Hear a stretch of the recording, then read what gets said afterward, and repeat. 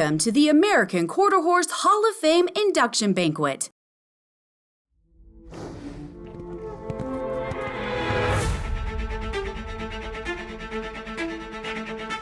I have always loved the plains, wide and open as a man's soul ought to be. There were days the sky bent so low, you could feel God breathing on your shoulder. A man and his horse, that's a covenant. One born of grit, sweat, and the kind of trust that don't break easy. I have seen storms roll in like a fury, and I've ridden into them, not away. That's what we did here. We stayed. We built something that would last. They say this land is hard. I say it's honest. It gives you what you earn. Nothing more, nothing less. The horse, he was never beneath us. He was beside us. These plains taught me how to live, how to lose, how to keep going anyway. If you ask me where the American quarter horse belongs, it's here. In the wind, in the blood, in the stories we leave behind. When the sound of hooves drifts away.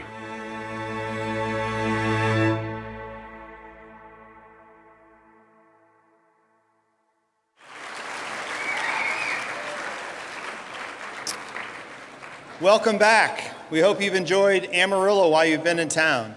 You know, Amarillo is proud to be the hometown of AQHA's international headquarters and American Quarter Horse Hall of Fame and Museum. Thank you. Amarillo, your hospitality, and thank you again, Amarillo and the Convention and Visitors Bureau for being our signature underwriter for this weekend's events.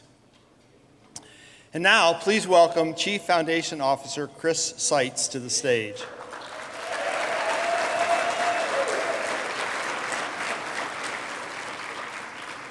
Chris will help with our next special presentation. While we're gathered this week to honor some of our own, we would be remiss if we didn't take a moment to remember how all of this is made possible. The American Quarter Horse Hall of Fame is a program of the American Quarter Horse Foundation, and the success of the foundation relies on support of donors like you. Tonight, we're honored to recognize a truly remarkable milestone in generosity. When a donor reaches $1 million in cumulative giving, the foundation presents a special symbol of appreciation, the iconic American Quarter Horse sculpture by Mel Lawson, inspired by Owen Mixer's image of the perfect American Quarter Horse. This evening, we proudly present this honor to Larry and Ellen Bell of the Parks Bell Foundation.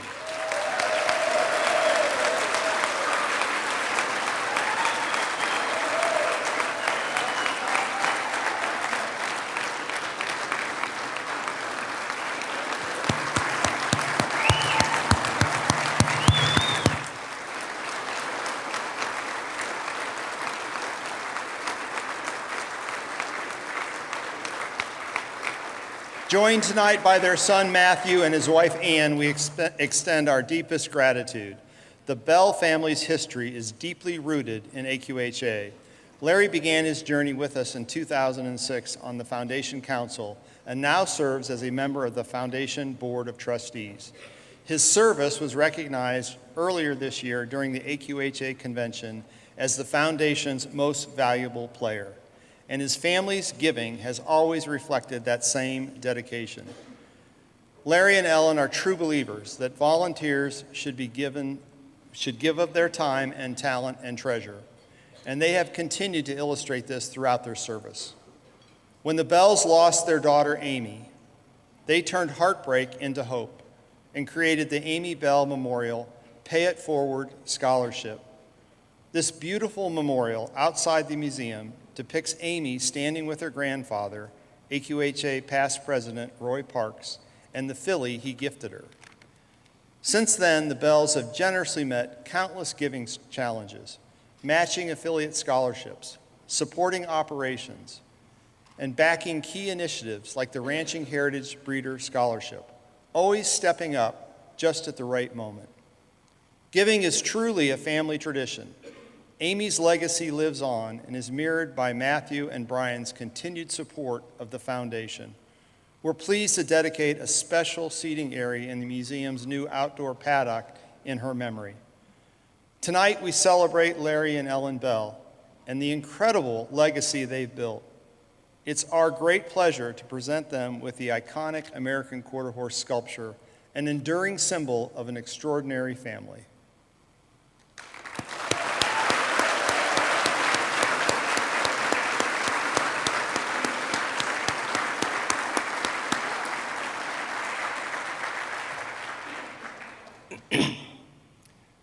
To those of you who have given us this great honor, and to all of us gathered here this evening, this is really, really such a special gift for us, and it's a treasure. It's something that will have a very honored and hallowed place in our home for all of our family to see and for all of our friends to see and hear about the story.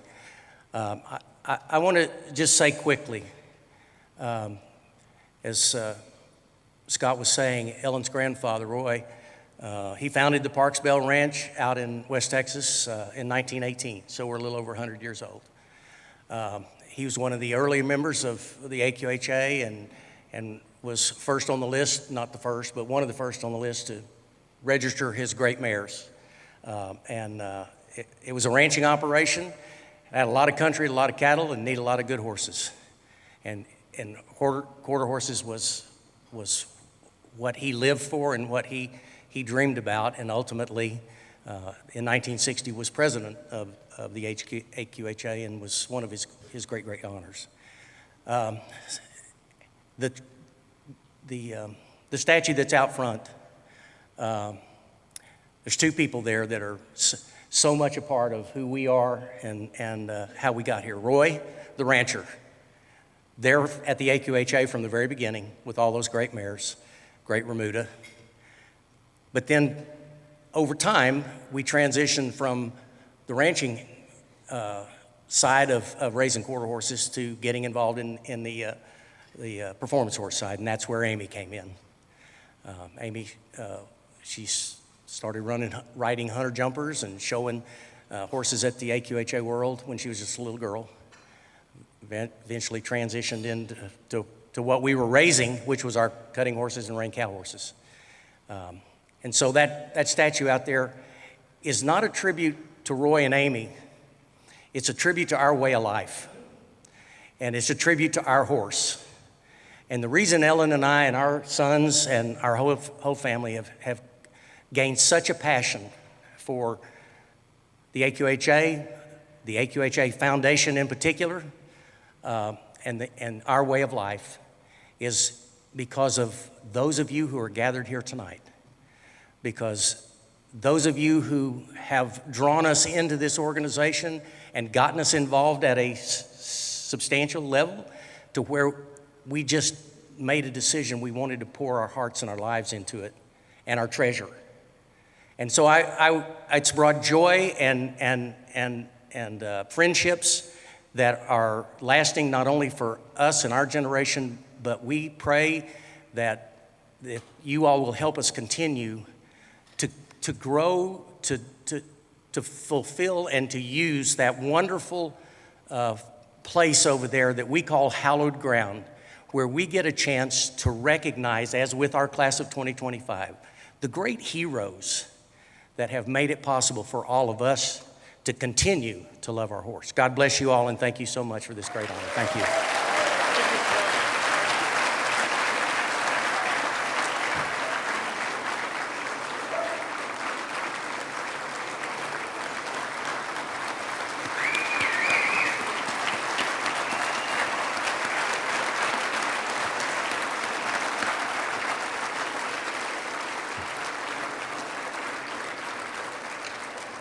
Thank you to the Bell family for your service and commitment.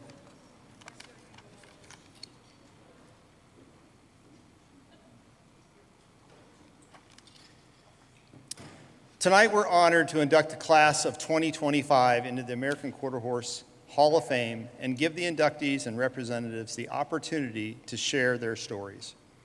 342 outstanding women, men, and horses have been inducted into this great Hall of Fame, and thousands of visitors from around the world learn about the contributions of these members when they visit the American Quarter Horse Hall of Fame and Museum.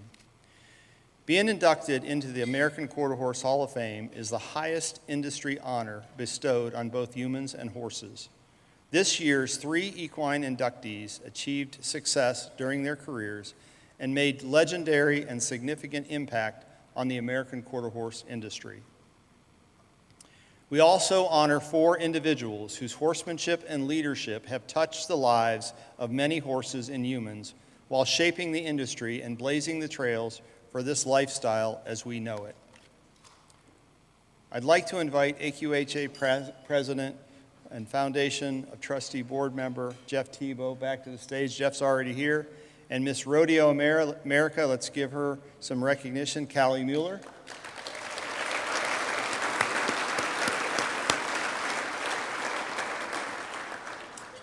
Now let's meet the class of 2025.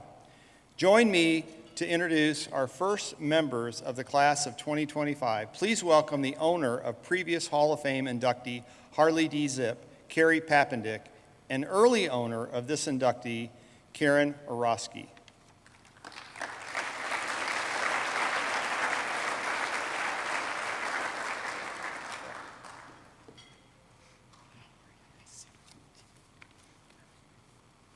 Good evening. We got to put on our reading glasses here. I was fortunate to be a client of High Point Performance Horses when our next inductee was there. And High Point runs like a Hollywood movie. We have Charlie Cole being our director. He's always on set, making sure his actors are doing exactly as they were told to do, and they practice, so he's on set making sure he's directing us great. And then, of course, there's Jason Martin. You know Jason. Jason is our producer. He knows all too well how to make sure that the funds are available to make sure the show goes on. Academy Mosby Award, aka Oscar, was the star of the show. He was our leading man. I was very fortunate to have Oscar as a yearling through his 3-year-old year. I have been very lucky to have many great horses over the years, but Oscar was my once-in-a-lifetime horse. I don't ever think I realized how great he was until he went on to be at High Point, and I got to watch everybody else morph him into what he became. I was the only one that truly ever rode him very much. He was laid back and completely unlike most Hollywood stars.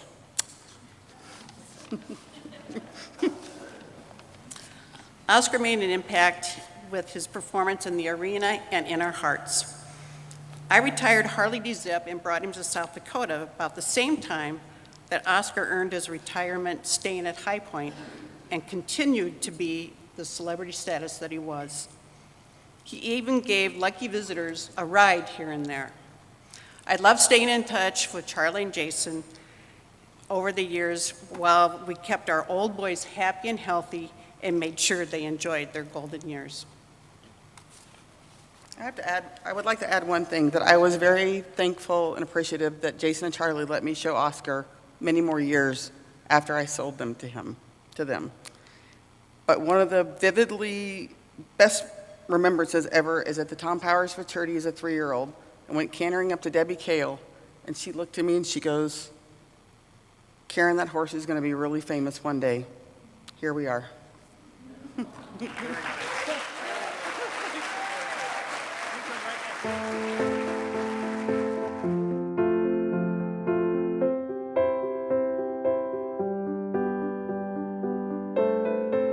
A horse born to be a star and named appropriately to boot, Academy Mosby Award is one of the brightest to have ever shone.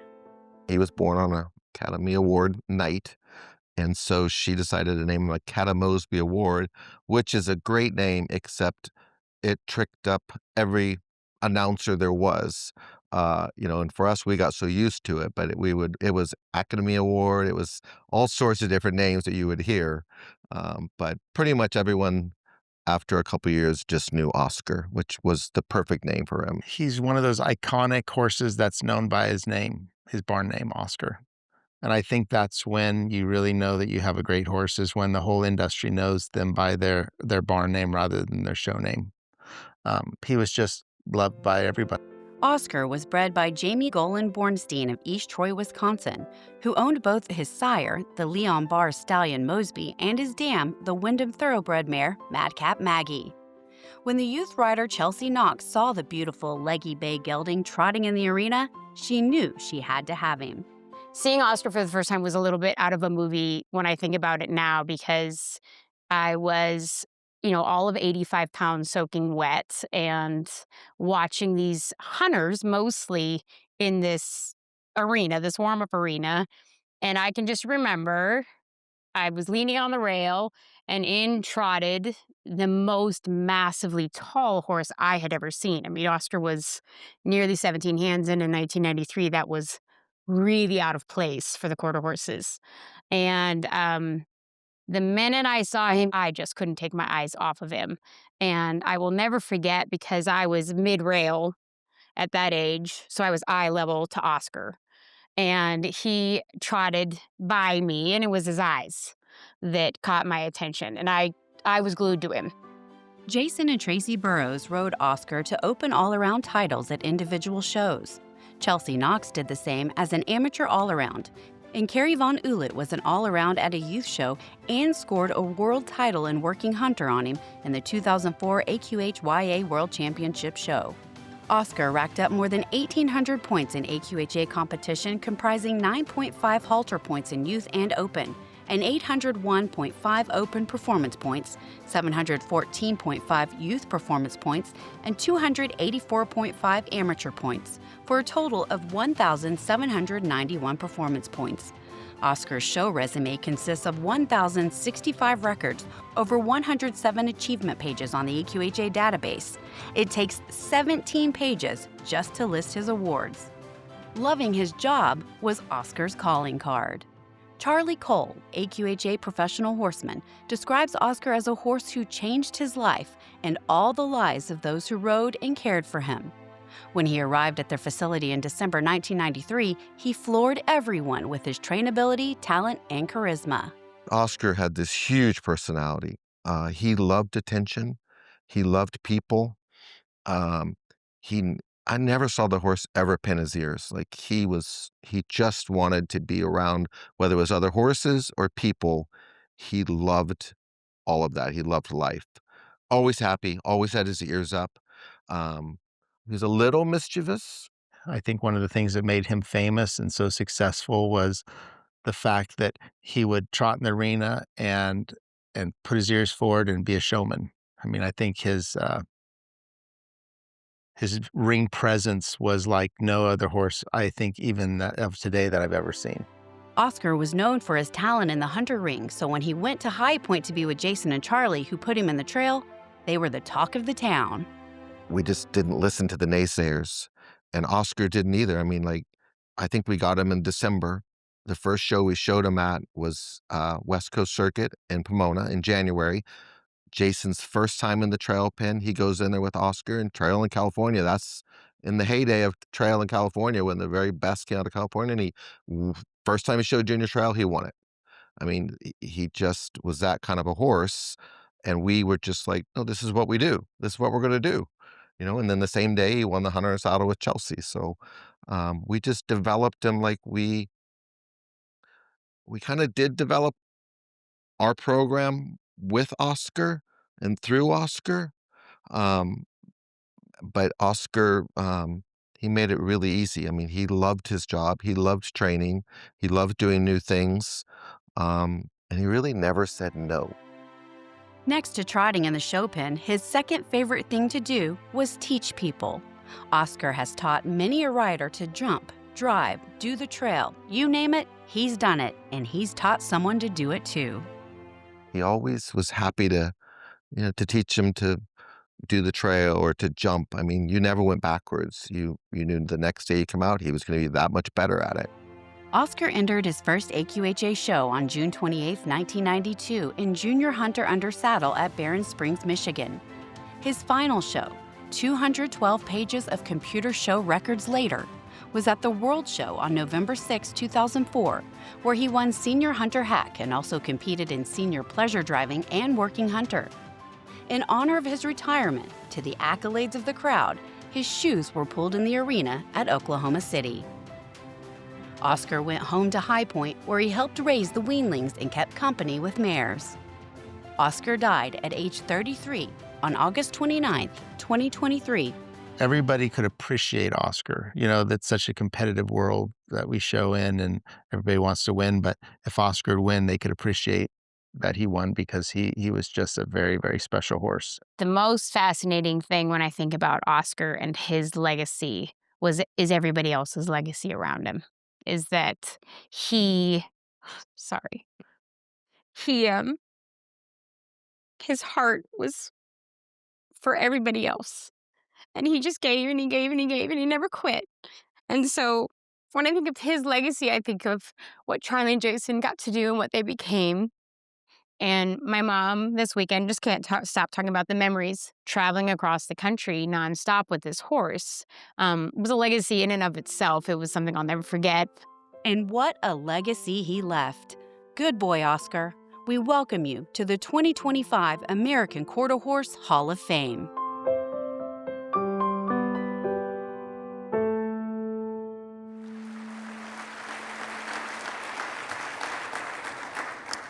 Please help me in welcoming owner Chelsea Knox Conway, accepting on behalf of Oscar.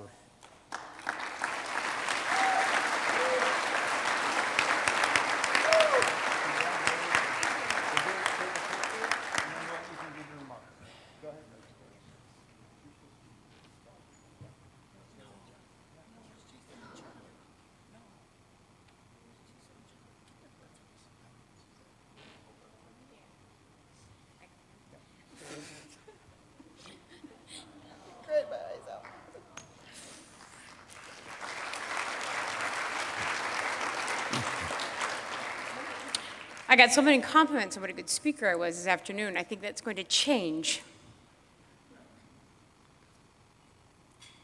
Charlie said to me earlier this evening, I think the one word that I've always looked to describe Oscar, and that is life-changing. He was life-changing, and for so many people, and in so many different ways. And we talk about quarter horses and how versatile they are. And Oscar was that. He was so versatile, but in ways you didn't imagine. I have to thank all the right people up here. So to start with, I have to thank my mom and my dad. Oscar became part of our family and part of High Point because of my mom and my dad. I saw Oscar in 1992, and we had to and he was it. He was all that I could ever see. He was all that I ever wanted. But we tried many other horses for almost a year after trying out Oscar. And I sat next to a wonderful gentleman this afternoon, and I told him how many horses that we had tried out, but we never did purchase them because they weren't Oscar. And eventually, Oscar was ours because my dad was just fulfilling this little girl's dream, and that was it. It was that horse or bust, and he knew it. He knew nothing about horses. My dad was actually deathly allergic to horses, which is why he wasn't at horse shows. But he bought Oscar, and Oscar was my childhood. I obviously have to thank, and they'll have no idea how much beyond horse showing they had an impact on my life, and that is Charlie Cole and Jason Martin and High Point. And their legacy became what it was because of Oscar, but my legacy and my life was so influenced by you two that you have no idea, and it has nothing to do with horses. So thank you to them. They had Oscar for 30 years, which is rare. And they gave to him what he gave to them. And it was a relationship between all of the three of them that was so special. And then there was Oscar. My relationship with Oscar was different than everybody else's. I was 12 when I got Oscar. He was barely a 3-year-old. So Oscar, to me, was the moments outside of the show ring. It was in his stall, teaching him how to bow, or teaching him how to stick out of his tongue. If anybody met Oscar, he could stick out his tongue. It was really cute. And the goofy-ass things that he would do on a regular day basis that made Oscar, Oscar. One of my most favorite things about showing Oscar, and actually Karen is standing behind me and we just shared this moment. Karen told me when I got Oscar, she was the only one that had ever ridden him more than us at the time, and she said, "You be the first in line every time. Oscar wants to be the first in line." And we would be down there 20 minutes before ring time to make sure we were the first one to trot in the ring, because that was Oscar. My job was to let Oscar be Oscar. My job was to show Oscar off and get out of his way. And I did that, and he showed me the world. He taught me how to win, but he certainly taught me how to lose. Oscar was my buddy. He was my childhood friend. He was the first man in my life. And that was a tough act to follow, babe. So thank you to all of you. Like I said earlier today, I feel like I grew up with all of you, and so did Oscar. And he was the quarter horse of quarter horses, as different as he looked at the time. When I look back now, he was everything a quarter horse should be. He was versatile, he was kind, he was ready for anything. And his winning record proved that, and I'm so fortunate and so blessed to have him in the company that he is in the Quarter Horse Hall of Fame. Congratulations to the rest of the class of 2025, and thank you guys so much.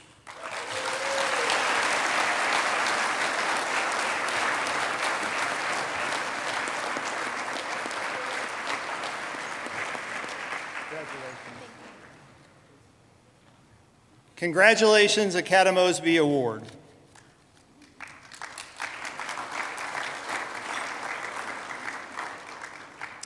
Now, ladies and gentlemen, welcome NSBA Executive Director Stephanie Lynn and AQHA Second Vice President and Foundation Board of Trustee member Lori Buchholz to welcome our next inductee.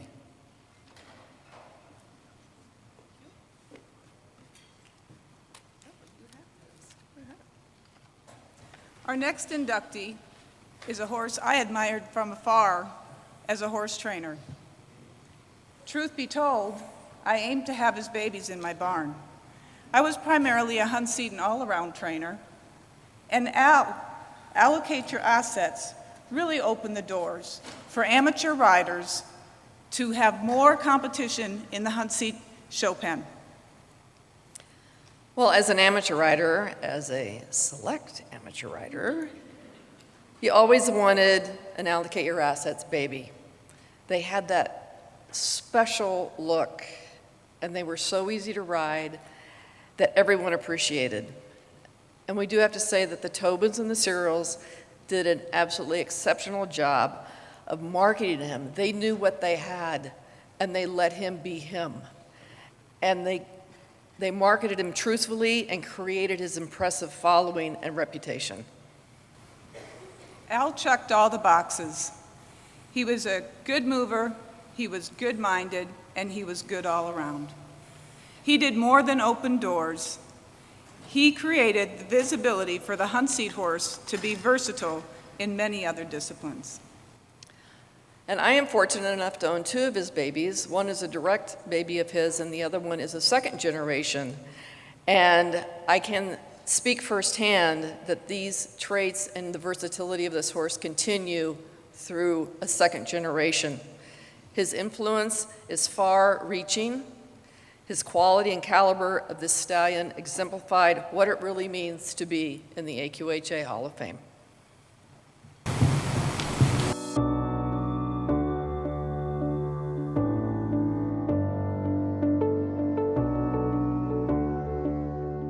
Known as Al by his fans, Allocate Your Assets joins his great-great-grandsire Zippo Pine Bar in the American Quarter Horse Hall of Fame. Four-time All-American Quarter Horse Congress champion and AQHA Reserve World Champion, Allocate Your Assets was bred by Julie Feld of Morrison, Colorado. The base stallion by Protect Your Assets was foaled in January 2000 out of the thoroughbred mare Cat Sass. Acquired as a 2-year-old by Kathy and Gerard Tobin of Scottsdale, Arizona. The Tobins put Allocate Your Assets in the care of Jim and Deanna Searles, who trained and eventually stood the stallion. When Jim and Deanna were looking for a horse for Kathy, a stallion wasn't what they were originally looking for. But when Deanna saw Al, she couldn't say no. Whatever we found had to be gentle, had to pack her around, and she's a talented rider, but I'm very protective of her. And so we wanted something that was just fun to ride, and it could carry himself. And Al was that. He could float at the trot, and his lope was easy to sit, and he just did it naturally. There wasn't much training in him. He just did it. And his babies continued on with that same float, and they trained up easy, and they just were naturally athletic. He just floated. Everything just floated. And I miss him. Deanna had found this horse and wanted Susie and I to come look at it. And the first thing I saw was beautiful. I walked up and I go, wow, he's stunning. And then I go, is that a stud? And she goes, yeah. And I'm like, oh, we weren't in the stud business and really didn't want to be in the stud business for an amateur at that time. But there was just something about him. As soon as you saw him step off, you knew that was a great one. I did not see him until that October when he went to the All-American Congress. So I totally trusted Jim and Deanna and my sister Susie's opinion, and they were certainly very, very accurate, and he was more beautiful than I could have imagined. Al was known by all to be a gentleman, but he had an undeniable presence. He loved to be looked at and always had an expression on his face as if he also knew he was good to look at. He was as talented as he was beautiful and had quite the personality to go with those attributes. He had a little mischievous way. He never in the show pen, never anything. It was only at home. We'd put him on the hot walker and hook him up with some of the other show horses that were a little bit older. Well, he would look and make sure you were watching him go around, and then he'd get a glint in his eye, and you go, okay, here it comes. He'd grab the chain and take off in his huge trot. Well, now everybody else on the hot walker is practically galloping behind him, and he had a great time. But it's like, okay, no, this is not what you're supposed to be doing. You're supposed to be cooling off, not getting everybody all hot again. So you'd yell, Al. And he would stop and start walking like, what? No, not me. Al had quite the impressive show and breeding career, topping the chart as the AQHA Q-Data leading English all-around sire in 2017, and has sired more than 50 AQHA World and Reserve World Champions in open, youth, and amateur competition. He stamps his offspring. I mean, I don't know the people, I don't know the horse, and they'll walk into the warm-up pen. I'm like, that looks like an Al. Al's offspring had an undeniable likeness to their sire. They were classy, charismatic, and had his signature float to their gait. Not only could the Tobins and Searles identify his offspring just by looking at them, but Al's fans got to the point where they knew him by his movement and could pick Al babies out of the crowd. We were always amazed because with whether he crossed with another thoroughbred mare or whether he crossed with a quarter horse mare. And we even bred him to a couple of just Western bred mares. He always put that movement on them and they could jog. Sometimes you get the big strides and they can't come down to a jog, but Al could do that himself. And then his foals could too. It means that a lot of other people have been able to acquire a wonderful animal.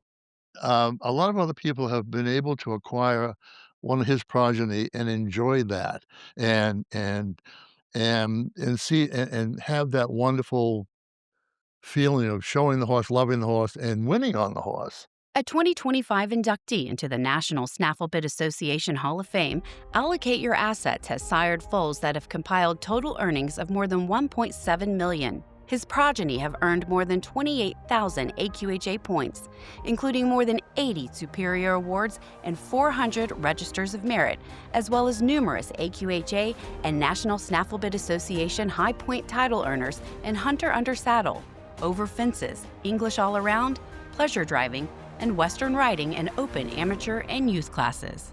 He definitely was a little bit before his time because he was exquisite mover. He was beautiful.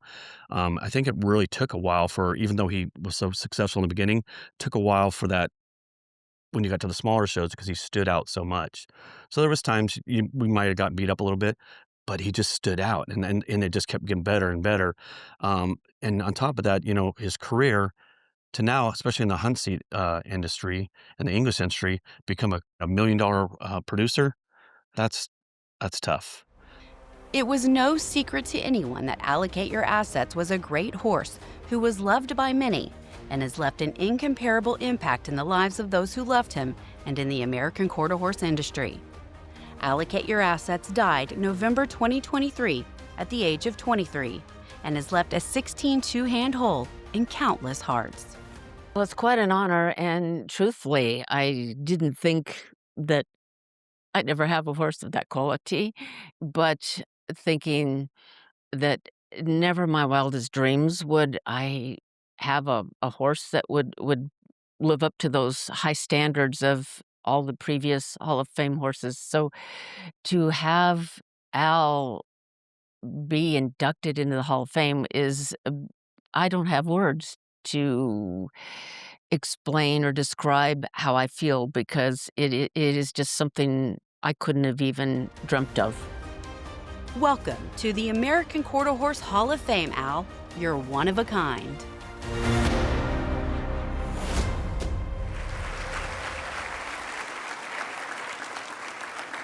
Please help me in welcoming owners Kathy Tobin and her husband Jerry, accepting on behalf of Allocate Your Assets.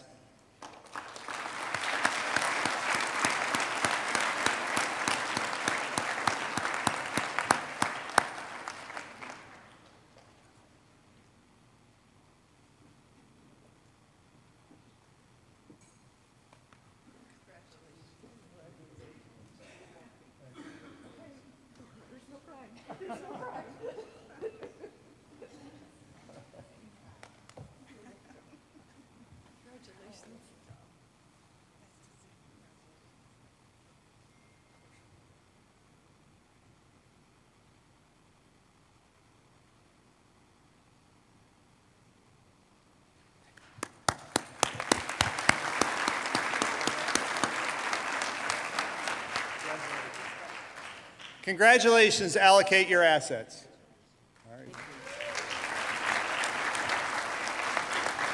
Oh, thank you, everybody. This is way out of my comfort zone. I think I've spoken to maybe 10 people all together at one time. So please bear with me because this is, it's very difficult. And so many people express themselves so well and so heartfelt, and I don't have the words, I just have the heart. So I have, first of all, I want to thank AQHA, the Hall of Fame Committee, and the Hall of Fame and the Foundation for this incredible honor that I'll never be able to express my feelings and thanks for this. It's an honor beyond words. And I want to also thank my husband, Jerry, and our two sons, one of which is here, And just a quick side note, our one son that's here, this is his second Hall of Fame ceremony in the last month. He was up at the NFL Football Hall of Fame ceremony supporting one of his friends being inducted in the Football Hall of Fame. So if you need somebody to help you and be a lucky charm for Hall of Fame, he's your man. And I want to thank my sister.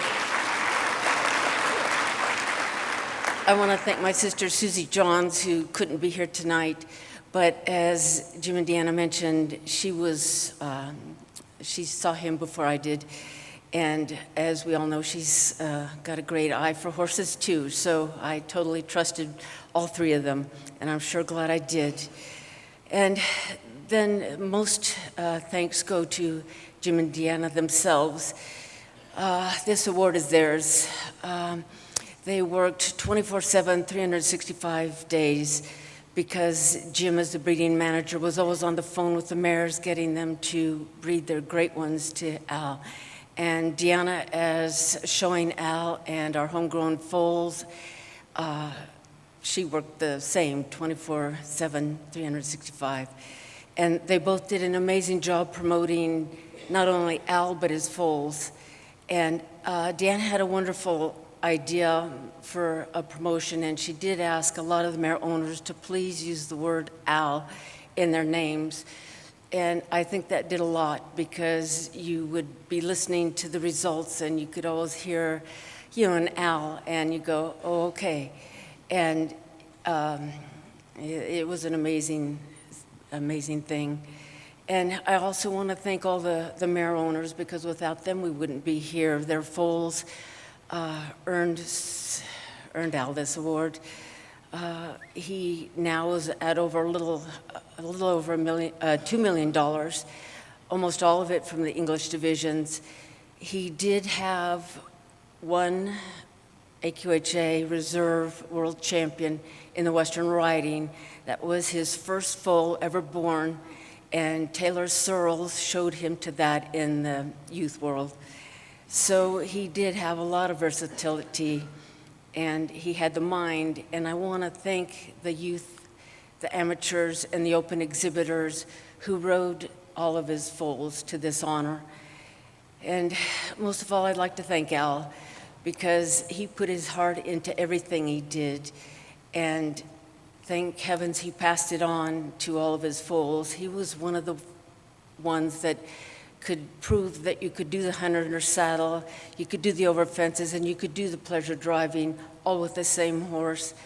And it was just a phenomenal thing to watch. And he had that natural movement, the natural top line, and he passed that on. So in closing, I'm blessed. That's all I can say. And I'd like to thank the good Lord for putting him in our lives, because he did, and he allowed him to pass on his traits to his foals. So just thank you all very much. Thank you from my heart. Thank you.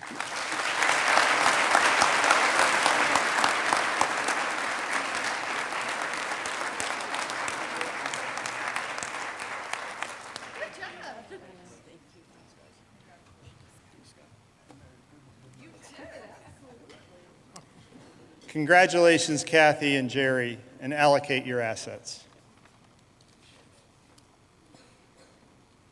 Now we welcome American Quarter Horse Hall of Fame member Ben Hudson and AQHA past president Butch Wise to introduce our next inductee.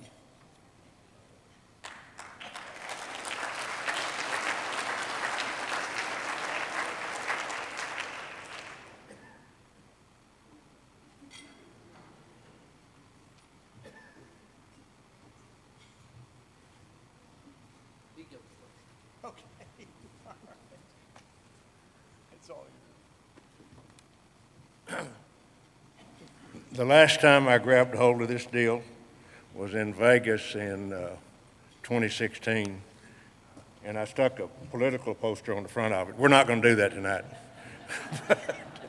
but I would.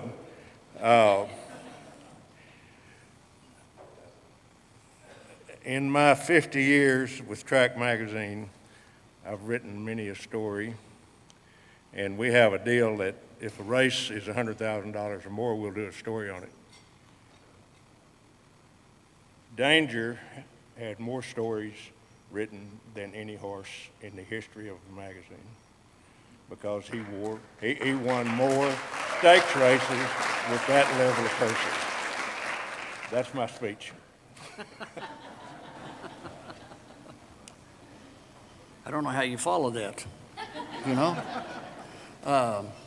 Obviously, being a two-time world champion would have been enough to sear his name into the world of quarter horse racing history.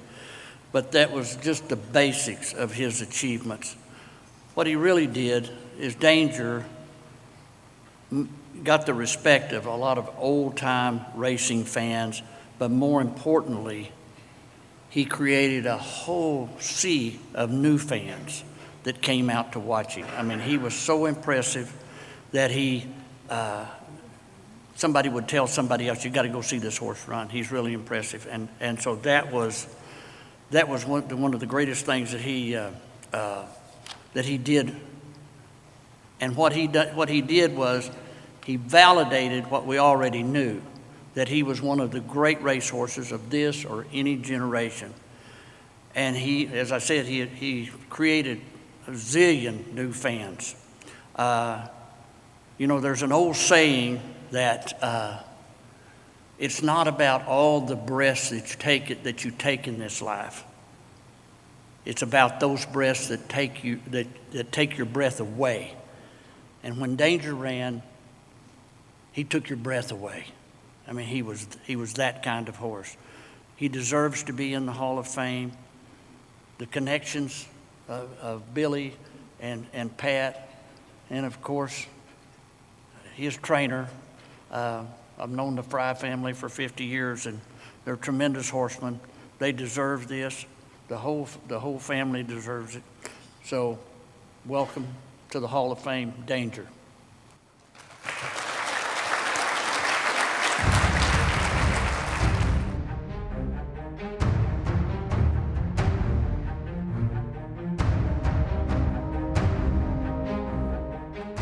Danjer's signature maneuver was jumping out of the gate, hitting the ground in stride, flying off and leaving the rest of the pack fighting for what was left.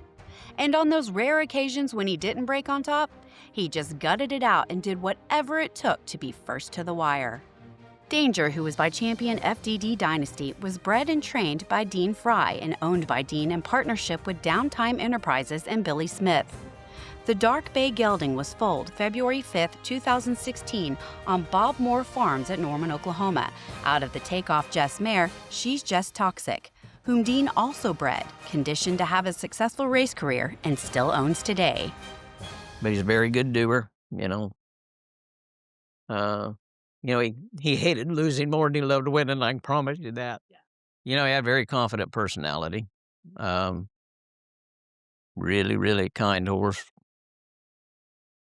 Didn't have a mean bone in him, you know. We fed him, took good care of him, made him feel good, gave him a lot of confidence. He had so much confidence in himself. But he was my best friend. Danjer has impacted countless lives, a habit he started from day one.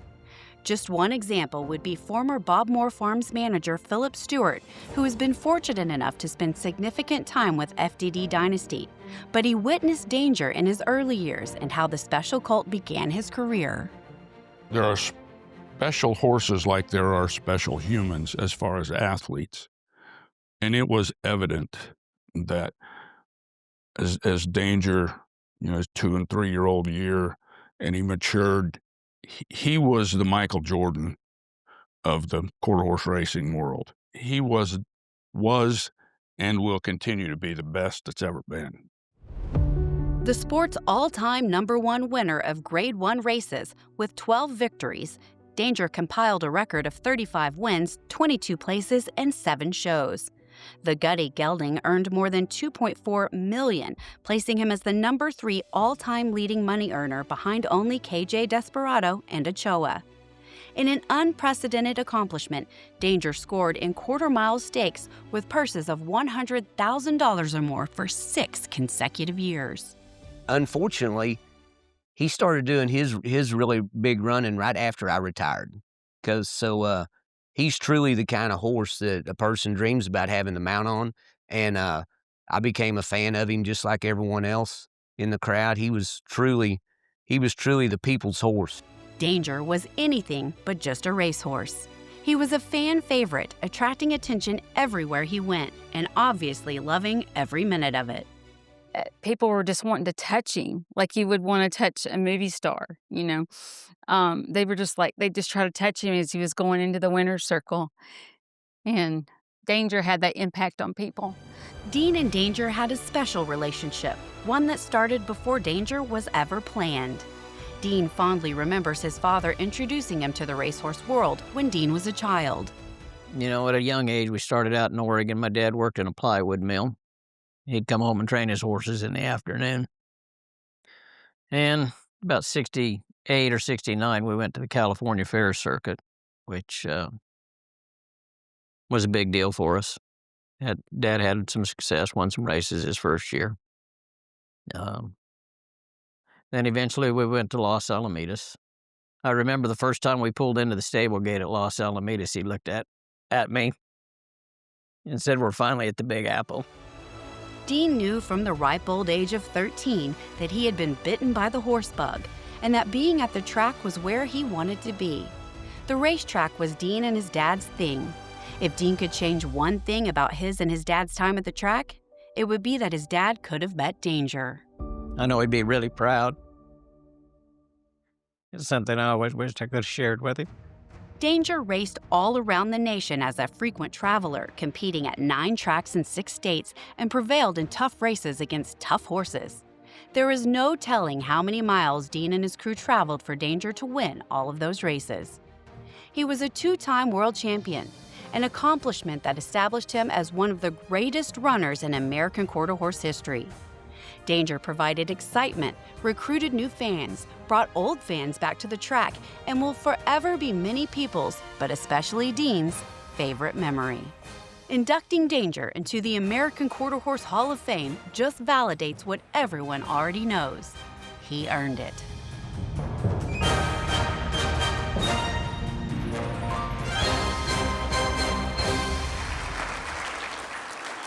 Please welcome Dean Fry to the stage to accept on behalf of Danjer.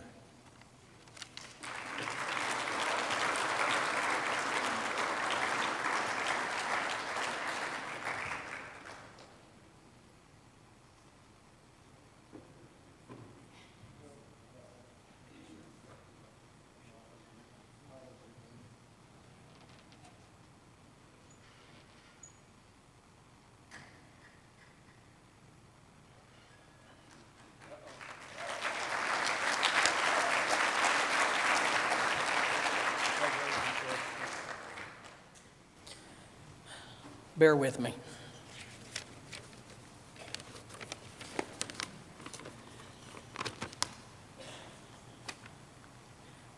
Everybody pretty much said what I have to say, but we've gone to the effort of writing it down, so I'm going to share it with you again. Okay. First, I would like to begin by thanking the American Quarter Horse Foundation and the Hall of Fame Committee for recognizing Danjer's talent and lasting impact he has made on the quarter horse industry. At this time, I would also like to acknowledge my partners, Billy Smith and Pat Guthrie.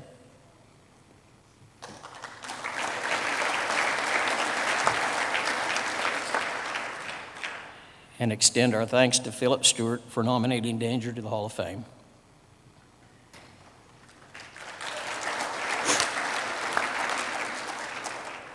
Over the course of my career, I've had the privilege of training many racehorses, but none equal to Danjer. He gave me something that very people in the sport will ever experience, the opportunity to be the breeder, his owner, his trainer.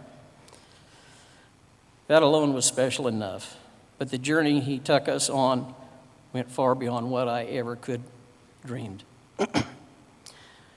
Together we celebrated a record 12 Grade 1 victories, 2 world champion titles, the honor of being named Supreme Racehorse, and earnings of more than $2.5 million.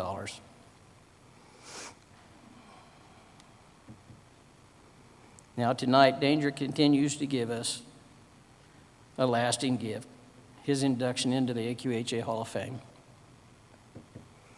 Danjer was so much more than titles, trophies, and earnings. I must have done something right in my life because I truly believe he was heaven sent, not only to me, but to everyone who had the privilege of witnessing his greatness. This honor means the world to me, my family, my partners, and to the entire Danjer family. Grooms, gallop boys, shoers, jockeys, veterinarians, and the racetracks that welcomed him and his loyal supporters. Everyone involved with Danjer was proud to be a part of his success.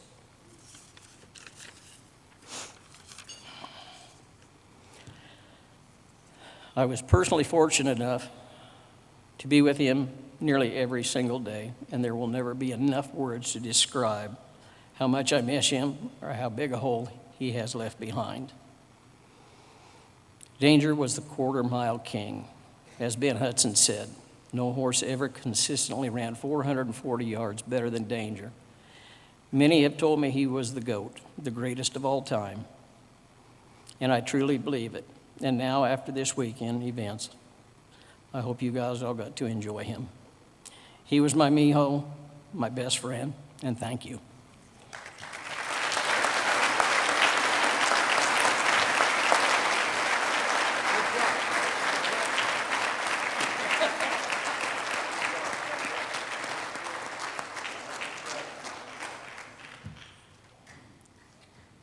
Congratulations, Danjer.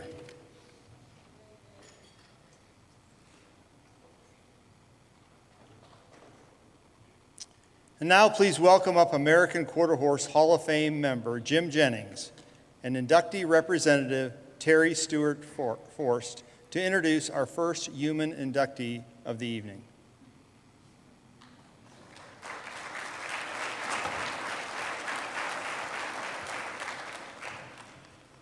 Made it. Yes. It's great to be here with everybody tonight, and Terry, it's a real pleasure to be on the stage with you especially. We go back a long ways, yes ma'am. But we both worked with Stan Weaver, and we both appreciate his horses, and we both respect how he represents the ranching way of life. Stan Weaver recognizes contributions that each horse makes to this association, including Stewart Ranch's very special mare, Miss T. Stewart, who was inducted into the Hall of Fame and has been a cornerstone of our breeding program. Speaking of mares, Stan has around 80 of the best brood mares in the country and raises some excellent colts that are represented across many disciplines and many areas, including both the World Show and the National Finals Rodeo. And by the way, congratulations to the entire Weaver family on their 30th annual sale, which happens next weekend in Great Falls, Montana. STAN stands for our roots, the ranching industry. He stands for families who have dedicated their lives to this association, and we stand for him now with his induction into the American Quarter Horse Hall of Fame.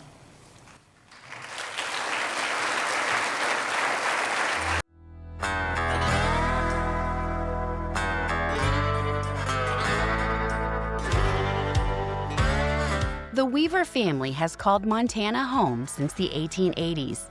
It's where you could also say that AQHA's past president Stan Weaver's story began. His great-grandfather planted the family in the Big Sky country, and Stan's grandfather built the house in which Stan's father grew up, which is just a few feet from the house in which Stan and his wife Nancy now live. In 1847, the Weavers came from Tennessee, and they came out actually on the Oregon Trail. And they were in Oregon until 1888, and William was 16 when he came out on the Oregon Trail, and then he married and had a family, and he had 5 sons and 2 daughters, and the 2 daughters and his wife passed away, and he had the 5 sons, and for whatever reason, I don't know why, they left Oregon and came to Montana to cowboy. And that was when the 1887, 8, 9, when Charlie Russell was there, and that was when the big cowboy time was and then one of them became the first game warden of Montana, and one had one of the first car dealerships there in Lewistown. At one time, there was 4 livery stables in Lewistown, and Weavers owned them all. The Weavers Ranch is a long way from anywhere, 30 miles of gravel road from the nearest highway and 100 miles from the nearest commercial airport. Mail is delivered 3 days a week from Big Sandy, a town of about 600 that got its start in the 1880s as a saloon on the Missouri River. Stan and Nancy married in 1974. Shortly after, Stan graduated with a degree in accounting from Gonzaga University in Spokane, Washington. Stan took over running the ranch when his father died in 1981. He and Nancy raised sons David and Daniel and daughter Kelly Ann there. In addition to raising their family, the Weavers run about 450 mother cows and approximately 100 head of horses on the ranch. Late 70s there, so I kind of started getting interested in the quarter horses, and I don't really know why. I don't have any specific reason or whatever, but I do know that I got the Quarter Horse Journal before I ever had any horses or ever had anything. I subscribed to that, and we got that, and then my dad, it was the mid-70s, he bought a quarter horse mare, and he rode her, and that was kinda his saddle horse, and then, he had passed away, and then we never rode that mare again.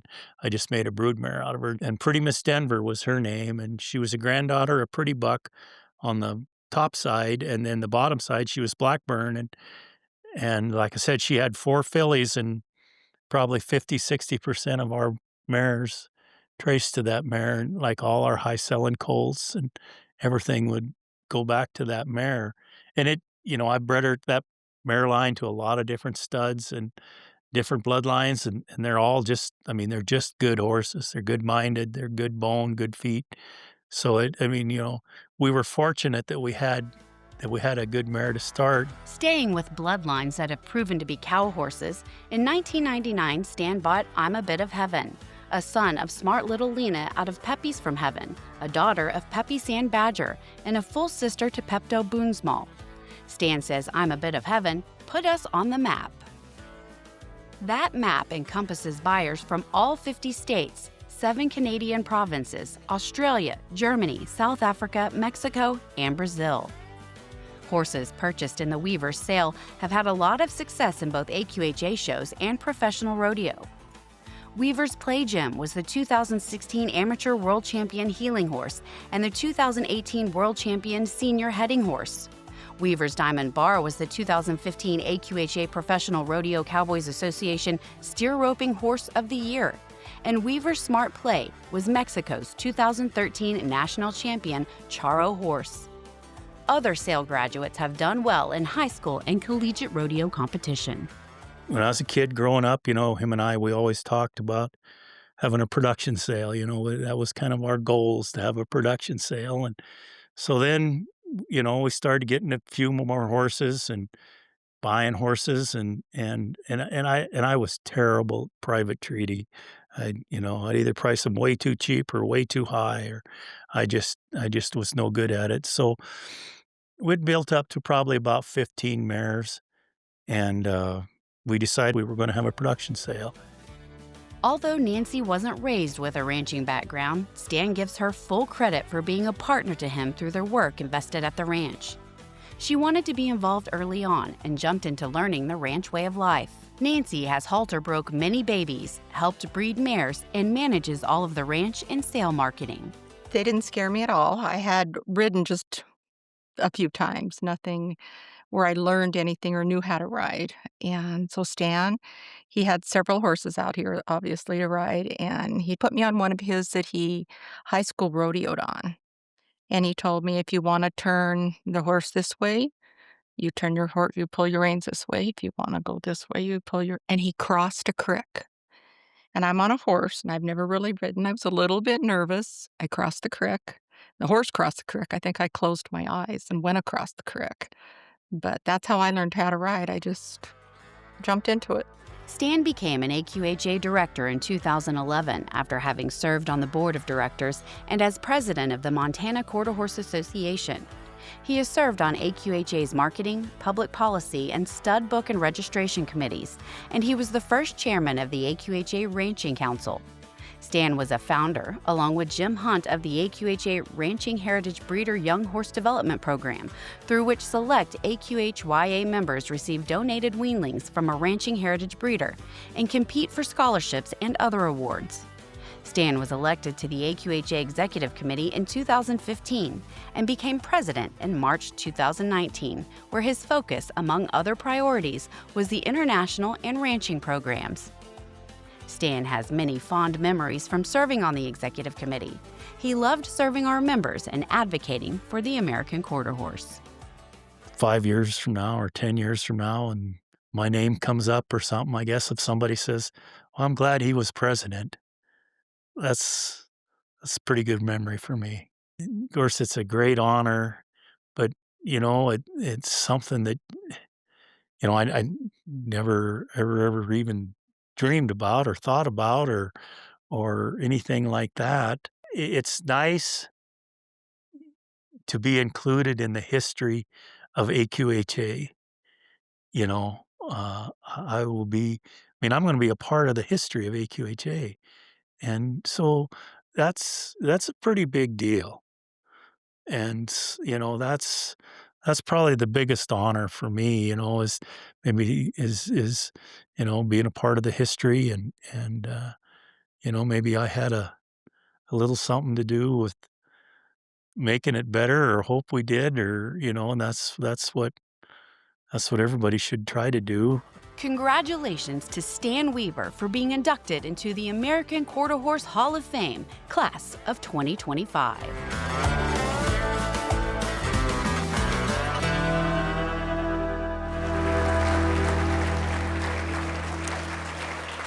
Please welcome Stan Weaver.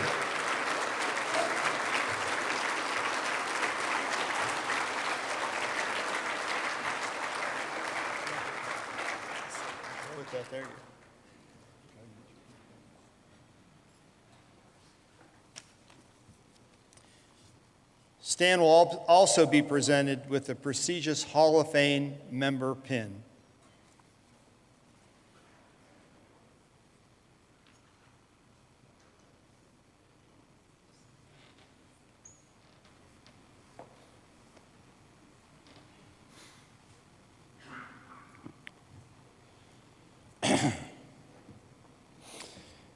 It's an honor for me to stand here this evening. I would like to start by thanking God for blessing me and letting me live the cowboy life. I want to thank my wife, Nancy. She's my rock and has been my partner for 50 years.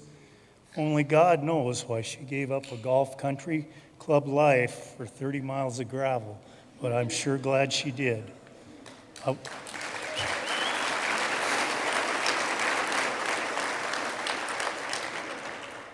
I want to thank my family. We are a family operation and hire very little outside help. Casey and Kellyanne don't live on the ranch, but help out with major projects.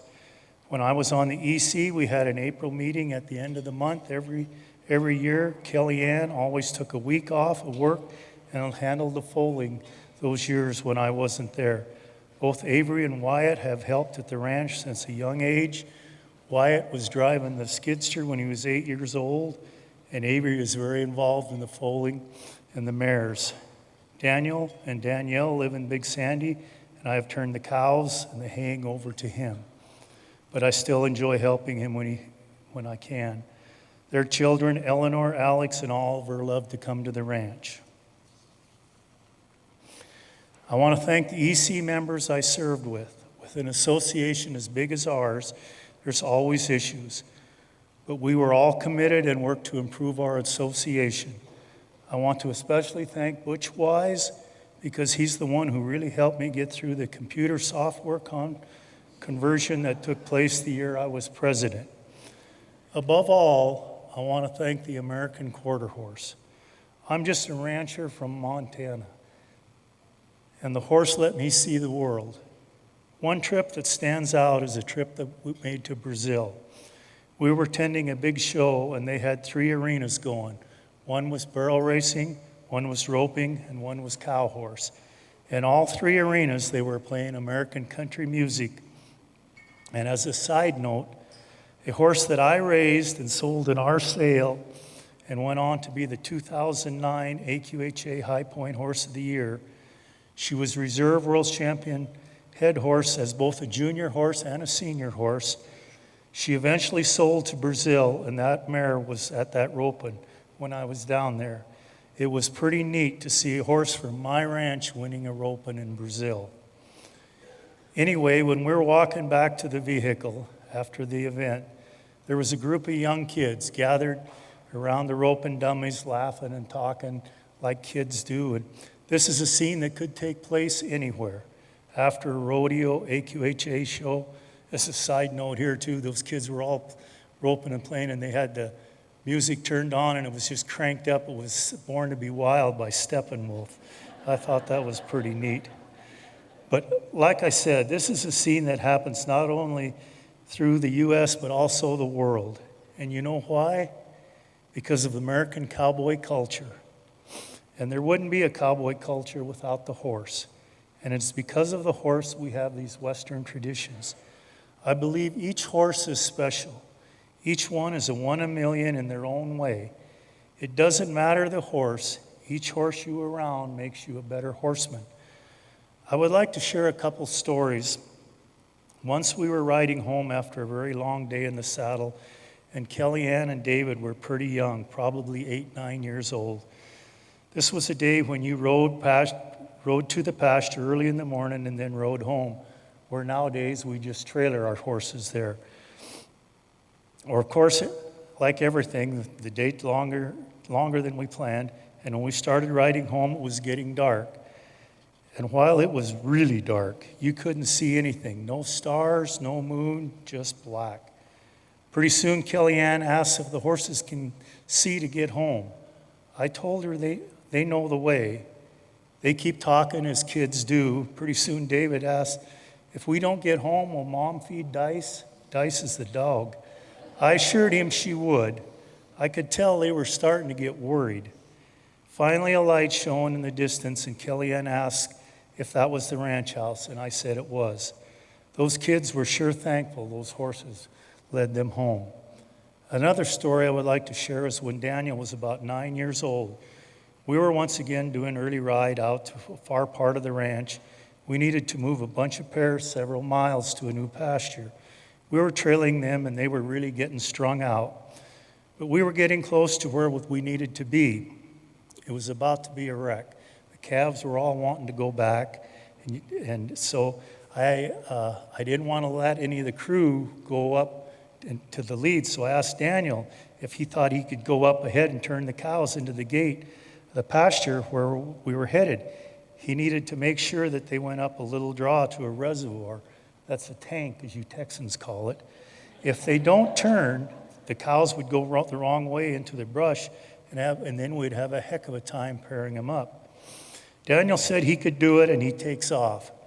Pretty soon, we get close enough to the gate, and I see Daniel's horse standing where he should be, but I don't see Daniel. Can't figure out where he went. And then when we got closer, here's Daniel laying on the back of the horse, just sound asleep. I mean, he was just, and I think the horse was asleep too. But they were standing right where they needed to be. The cows had all turned into the gate towards the reservoir. Once we got the last of the cows through the gate, I rode over to Daniel and said it was time to go. He set up like nothing happened, and we just rode away. These are just two of my many memories with horses. Everyone in this room has special memories with the American Quarter Horse. I want everyone to take those memories and let those memories fuel you to promote the American cowboy culture and help preserve our Western heritage, so that in 100 years from now, when AQHA has their Hall of Fame induction, these people understand what it means to be a horseman and still have pride in being a part of the cowboy culture and know and respect the Western heritage. Thank you.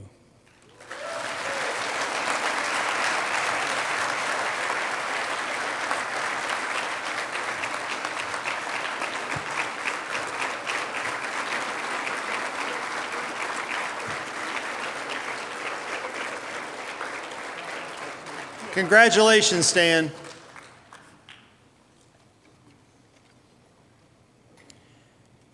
Welcome up to the stage 2023 AQHA Professional Horseman of the Year and 2022 AQHA Most Valuable Professional Robin Frid and AQHA past president and Hall of Fame member Frank Merrill to introduce our next inductee.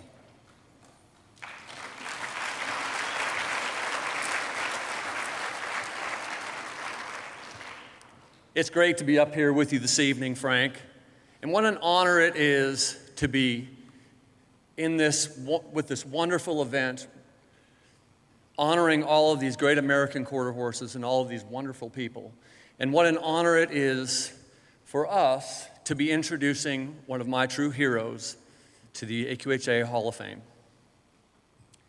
Robin, it's great to be with you as well.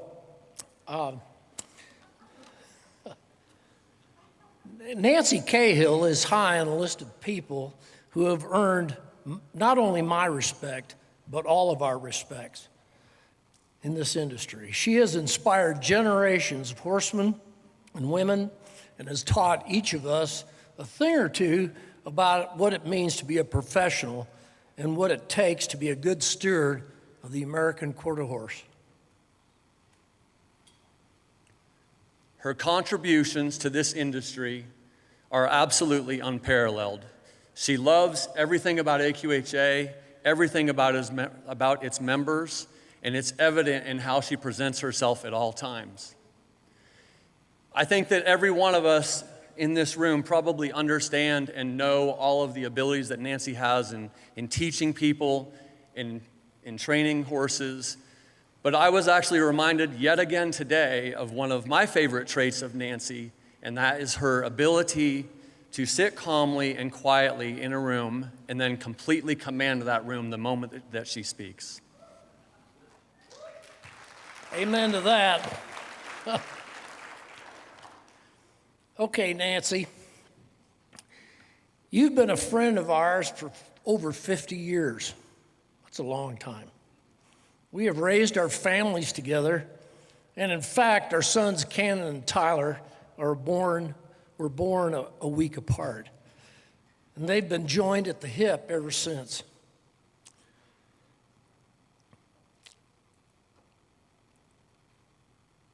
So, Nancy, you and Robin have had a habit of enjoying simultaneous mutual accolades as well.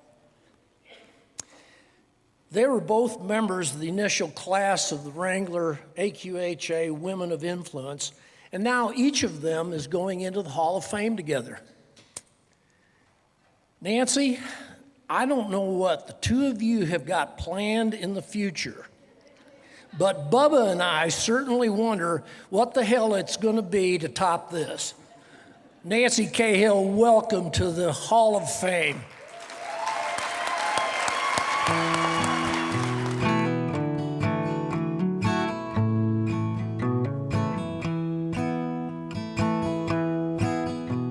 In her more than 50 years dedicated to the craft and art of horsemanship, the real question is, what has Nancy Cahill not done?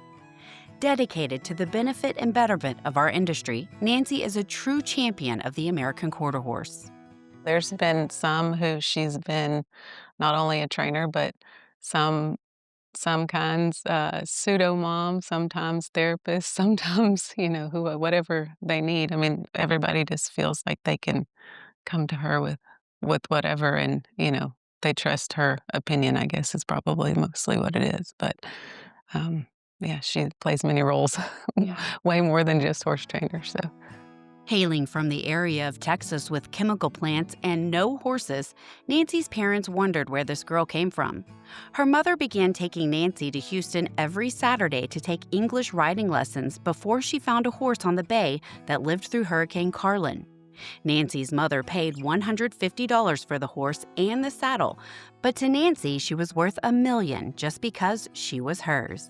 Nancy began showing and training horses in her youth, put herself through college training, bringing 11 outside training horses with her to Texas A&M, where she graduated from in 1974.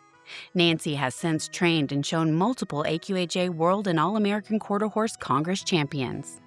In 1979, she and husband Bubba established Cahill Quarter Horses in Madisonville, Texas, where she emphasizes trail, western riding, reining, and ranch riding, and the couple raised their children, Quincy and Cannon. Training horses came naturally to Nancy, but what she didn't expect was for teaching children to come just as naturally. It's just kind of like word of mouth because we didn't do, it really wasn't the thing to do, advertising a bunch of kids.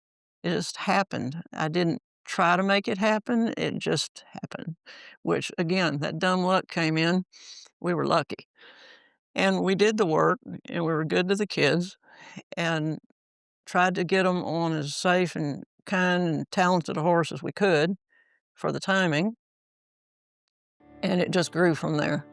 Sure, luck is part of it, but Nancy has always had big expectations of herself, the horses she trains, and the children in her program.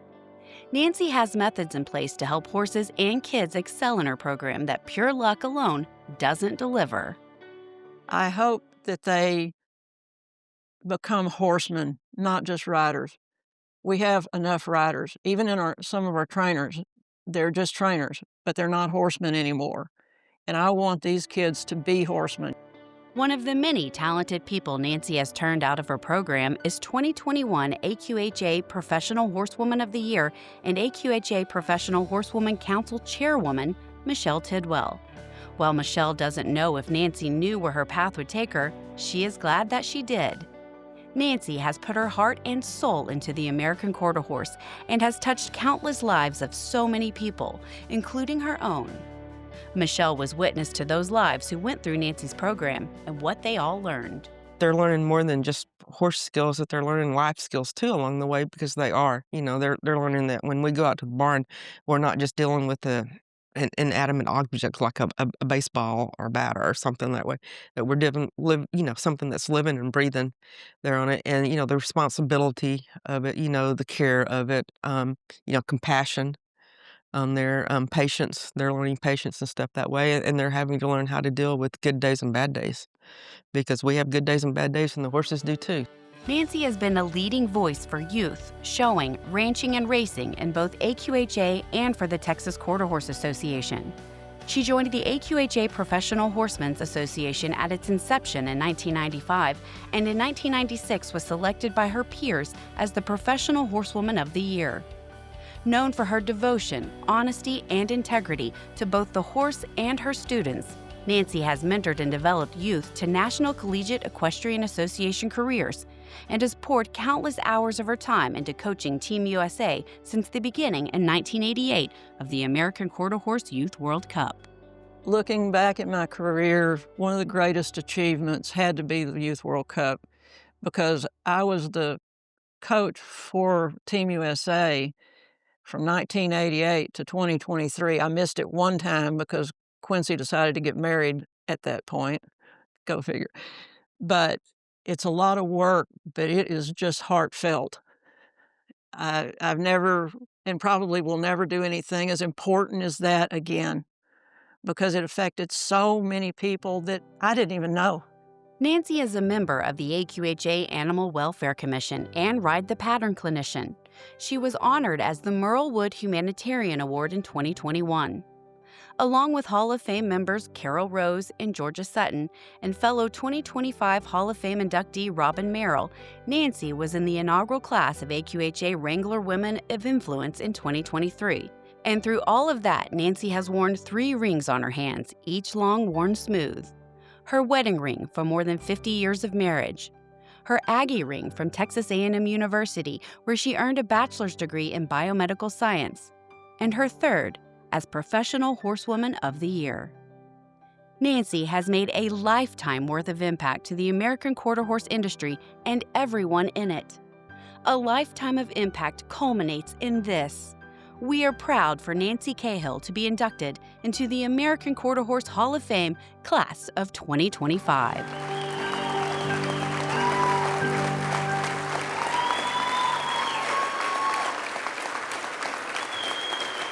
Nancy Cahill, welcome to the stage.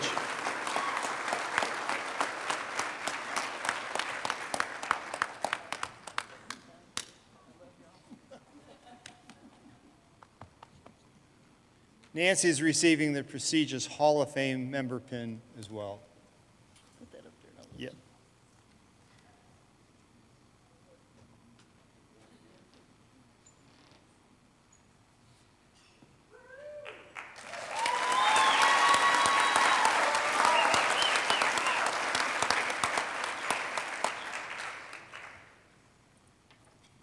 Hi, y'all. Yeah, it's really supposed to be howdy if you're from Miami. Have you ever considered the two-letter word if in your whole life? You really ever thought about it? It's a deciding factor in just about everything you're going to do. For instance, if I had not bought that lottery ticket, I would not have won the lottery.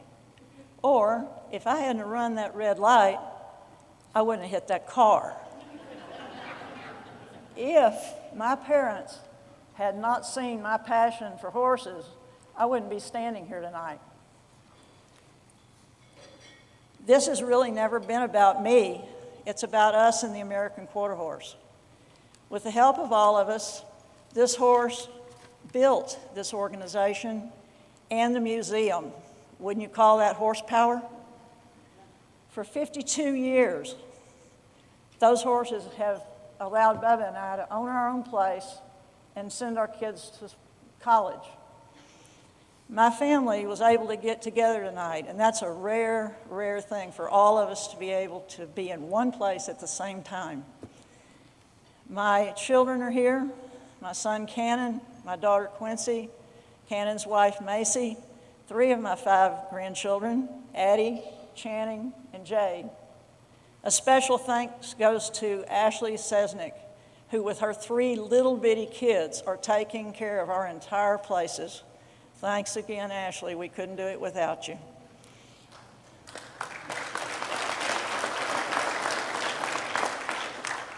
Thank you to the foundation and to the people who supported my nomination. Michelle, Frank, Robin, Jolene, Wanda. I know it took a lot of your time to do that. I wouldn't be here without a lifetime of people like you that stood behind me and put me here. I represent you all.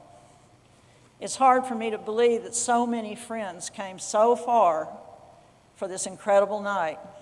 Pauline from Australia, Marjorie from Maryland, Nancy from Florida, Donnie McKinney, my shoer for 45 years, Tony Hardy, and so many tables of my longtime friends. We're talking a really long time, like from high school.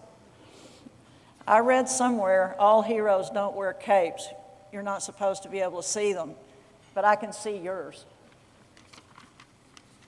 You're all heroes in my eyes. All of you current and ex-kids, the young and the old, have provided me with memories that are forever imprinted in my mind. Some funny. Logan Pluhar, horsewoman extraordinaire, young world champion many times over already. Who knew when she was a little girl and she super glued all the snaps on my walker shut that she would ever be this good? To most of the ones who cannot tell their right from their left, but if you give them a 12-obstacle trail course, they can learn it in 2 minutes. And then another special one was watching Ken Banks Learn to change leads on foot. I'll never forget that one. That one is a movie in my head.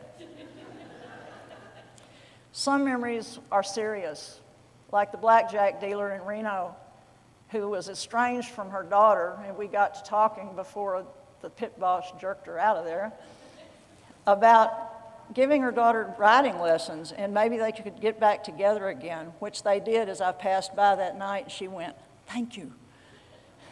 To the girl that I had no idea that I kept from committing suicide just because I kept her on a horse and talked to her like all the rest of the kids, usually hollering at them. I haven't won as many trophies as a lot of people because my trophies have 2 arms and 2 legs that drape over a horse.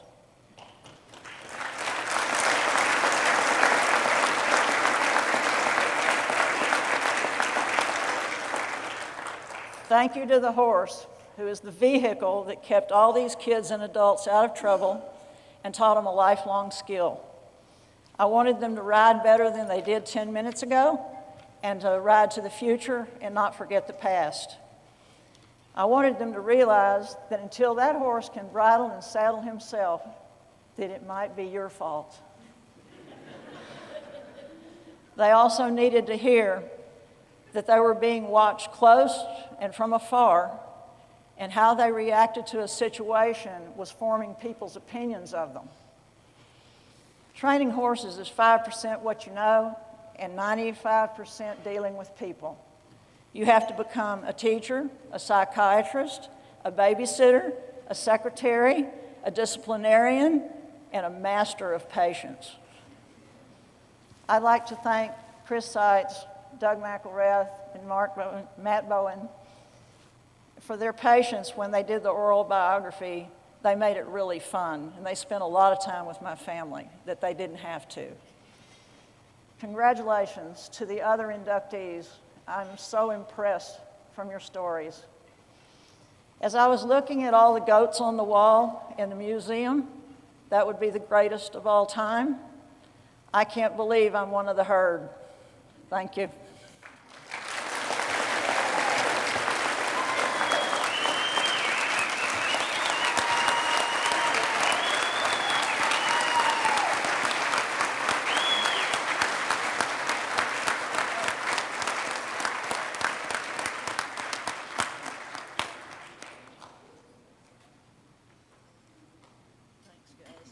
Congratulations, Nancy.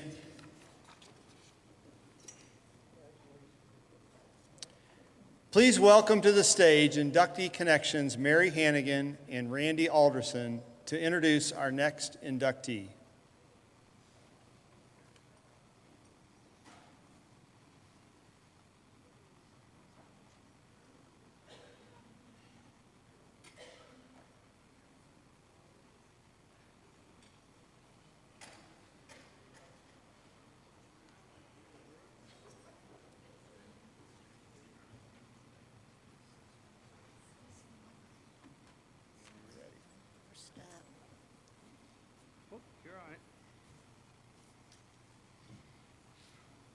Good evening, everyone. I met Blair Folck through my father, Gordon Hannigan, who is also a Hall of Fame member. Our families have worked together for years on the Tattersall and the Congress Super Sales. I followed the same path as Mary. I was introduced to Blair Folck through my father, who was in the Hall of Fame, and we worked together. I think I met Blair probably 55 years ago, and I worked with Blair 40 plus years at Tattersall's. And we sold a lot of horses there, bought a whole lot of horses, and it was a great experience. And one thing about Blair Folck that we don't have today, it's like it was an in-house sale. And every time I went in that office and I worked on paperwork, there was always a first-time horse buyer there. And thanks to Blair Folck, they became members, they bought horses, and most of them were returned, they ended up being returned people. So I feel that over the years, my father and I both were extremely pleased with Blair Folck and his sales. a man of integrity, and he presented this association. He gave him a growth mechanism because he was the first line people to find those first-time horse buyers, and it was handled professionally. And one thing about Mary, I'm still amazed about when I look about Tattersalls. He took a quarter horse to a standardbred racetrack in the middle of thoroughbred country, and not only did he make it work once, he did it 100 times. Truly amazing. The guy, Blair Folck, had a tremendous amount of foresight about what he did in the development the development of our industry. Blair had a way with people, and he made such an impact in each area of the business he was involved in. For his years selling horses to the revolutionary ideas for events, there are a lot of things we would not enjoy had it not been for him, including the All-American Quarter Horse Congress. Mary's right. Thanks to Blair Folck, we have the All-American Quarter Horse Congress. I grew up in this industry, but I can tell you there's been no event, and it's not a horse show, it's an event, that's changed our industry. And when I sat and I watched some of the video tonight, all the people who showed those Congress pictures, they can thank Blair Folck for that, because it was his courage, he backed it financially, and he gave horses, he gave owners, he gave riders a different kind of notoriety. And then the other part of what Blair did, by having a Congress, NRHA, it didn't develop in Oklahoma City. It started, that was its infancy. Columbus, Ohio, Quarter Horse Congress. NSBA developed there. So thanks to Blair today, with a lot of things that we have started years ago. Thank you.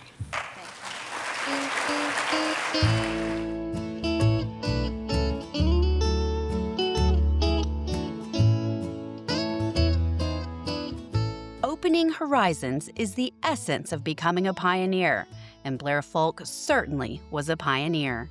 From his birth in 1926 until his death in 2006, Blair was pioneering in the Buckeye State, and he greatly expanded the horizons of the American quarter horse world.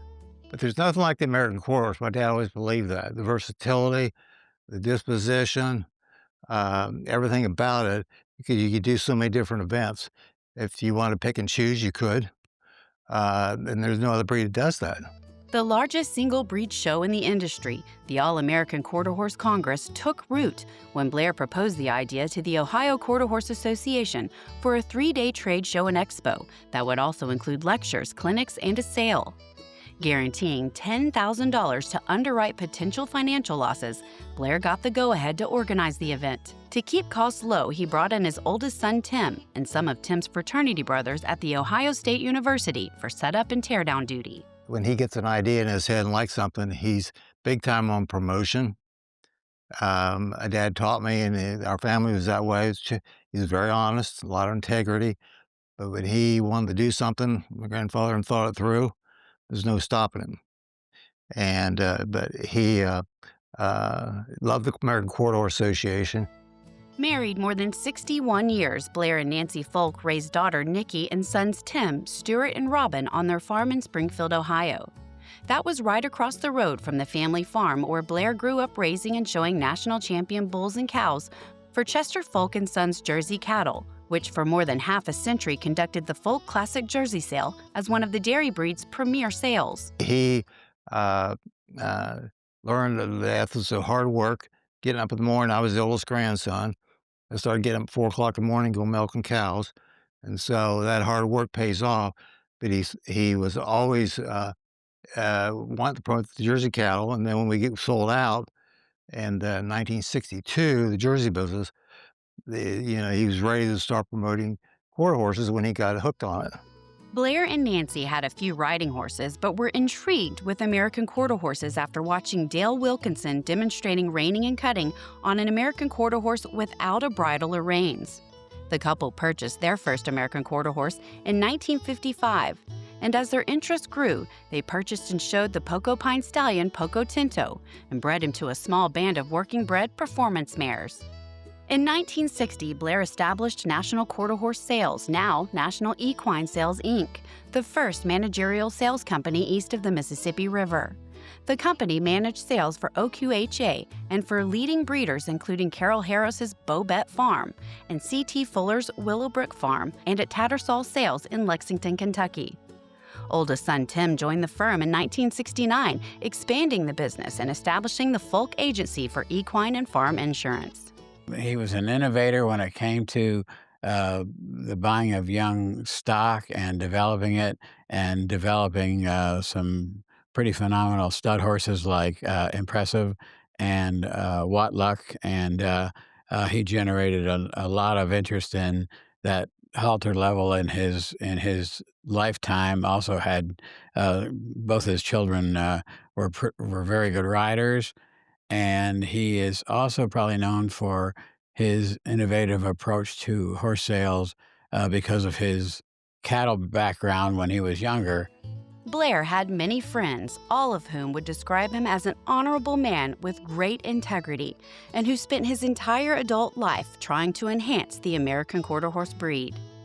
Even more importantly, his children were equally as proud of him as he was of them. I learned from him from the get-go, to be honest, back up everything you say you're going to do, and don't be lying to people and misleading people. My dad had the highest integrity, and most people did recognize that. I recognize that too. Serving on numerous AQHA committees for more than 4 decades, Blair became an AQHA director in 1984 and an honorary vice president in 1994. He also put in 4 terms as president of OQHA in 1963 to 1964 and 1972 to 1973, and is in the Ohio State Fair and Congress Halls of Fame. A hands-on horseman, Blair and his wife bred, raised, and raced several successful American Quarter Horse racehorses, and later brought the American Quarter Horse world's attention to Impressive. Blair showed the colt early before selling him as a long yearling to Dean Landers and Jerry Wells.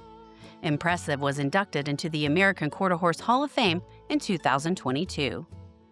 Blair was known as a pioneer in the world of the American Quarter Horse, leaving a significant impact in people's lives. We are honored to welcome Blair Folck into the American Quarter Horse Hall of Fame.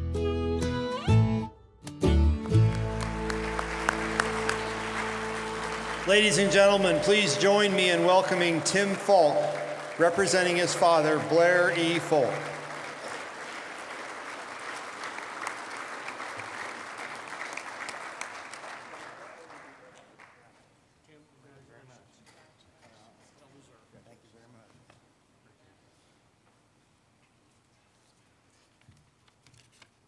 Well, of course, it is an indeed honor, and it took a long time to get this accomplished.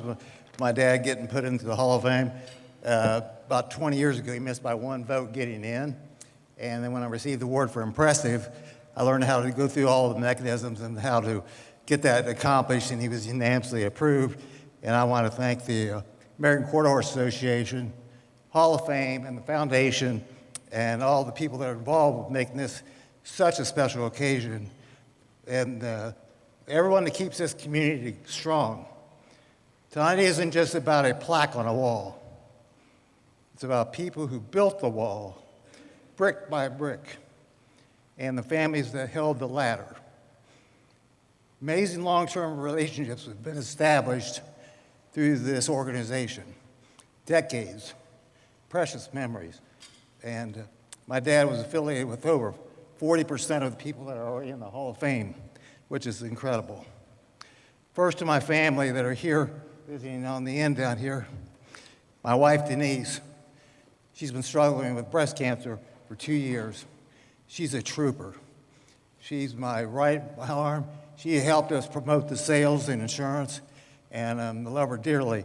And my daughter Tiffany is here. My sons Jeff and Ryan with their families.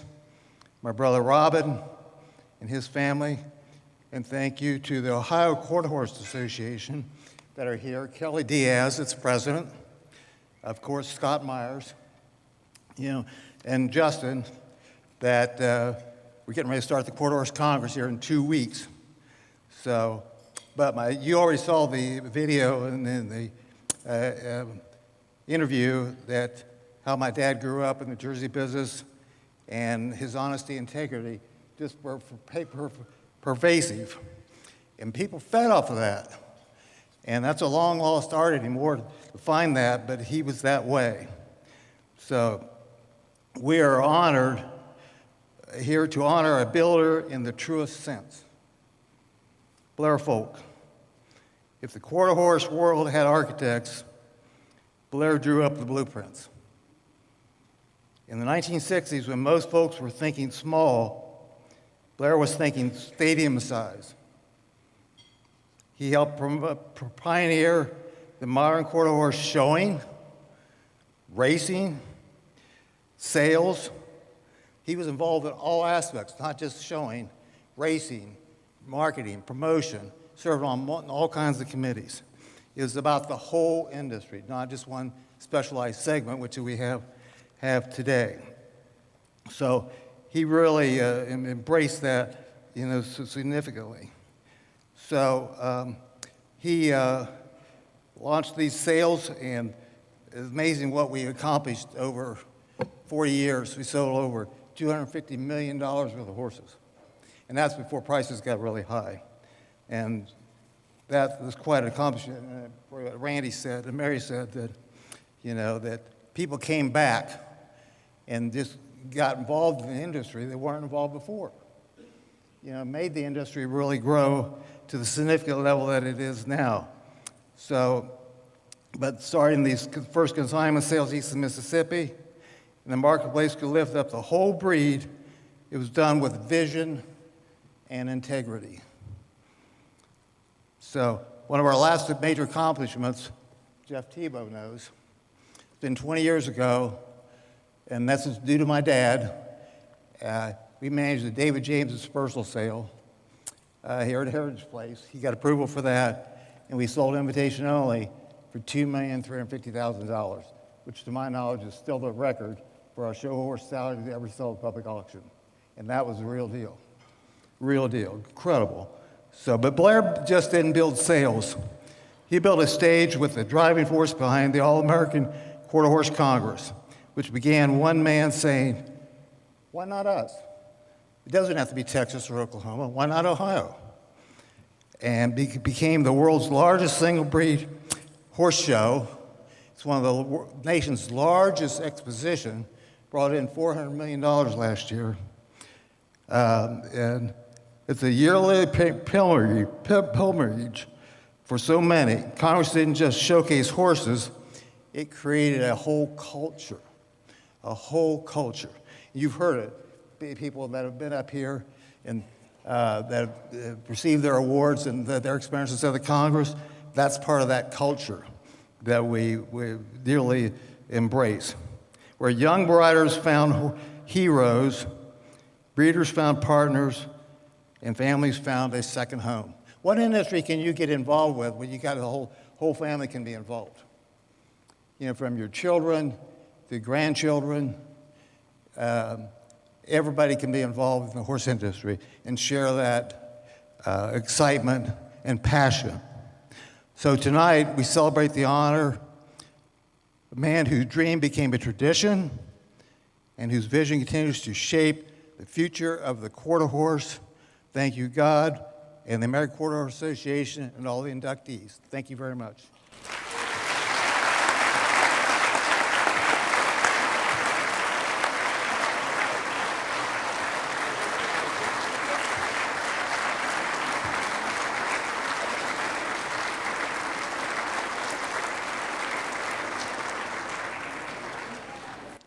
Congratulations, Blair Folck.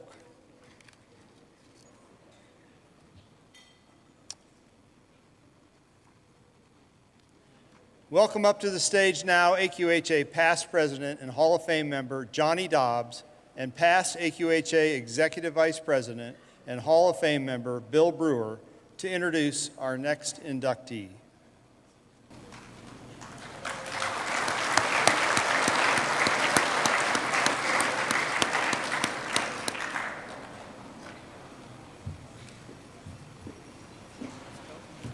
Well, and as they say, last but certainly not least, it's such an honor to help Bill introduce my special friend, Robin Merrill.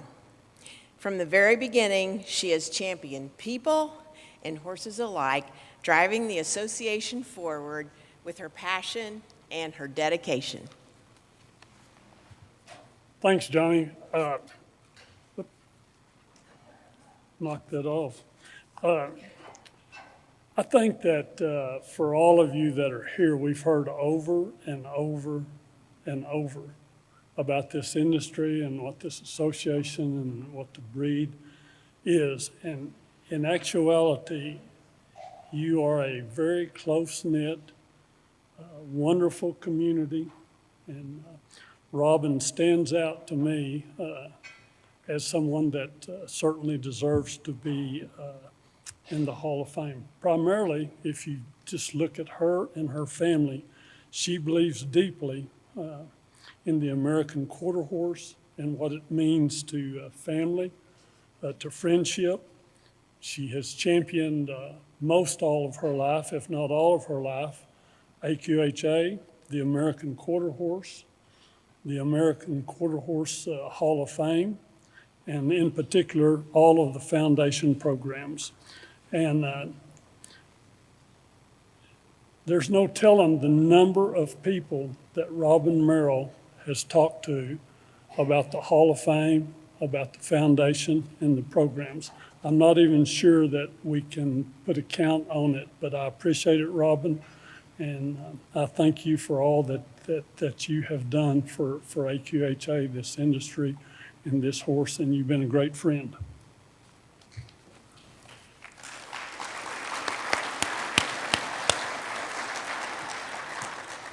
When we were showing as youth, and yes, that was a long time ago, Robin and I first met at the Illinois State Fair. Some of you already know this story. I've told it a lot of times. But Robin was showing Doc Bar Linda with her white dog Susie with the black eye, and they'd come in their two-horse trailer. Anyway, the manager of the Illinois State Fair was smart enough to put, he thought, you know, we're going to put that girl with some other girls. So I have 4 sisters, so she put us in the same barn. She put in the same barns that we were in. So that's how we started our friendship. Our kids parallel in age.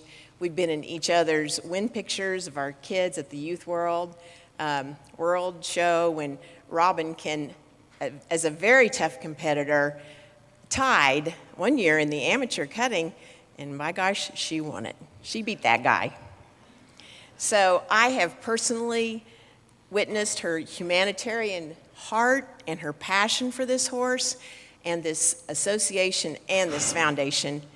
She was a fierce competitor herself, and she has truly inspired her children and her grandchildren as they continue to show today. You know, the quarter horse and the Hall of Fame are kind of a special place, and those of you that you've heard the story and what the connection is, but I truly believe in my heart that Robin Merrill exemplifies what the Hall of Fame is and what it stands for. And Robin, I'm glad to see you in the Hall of Fame.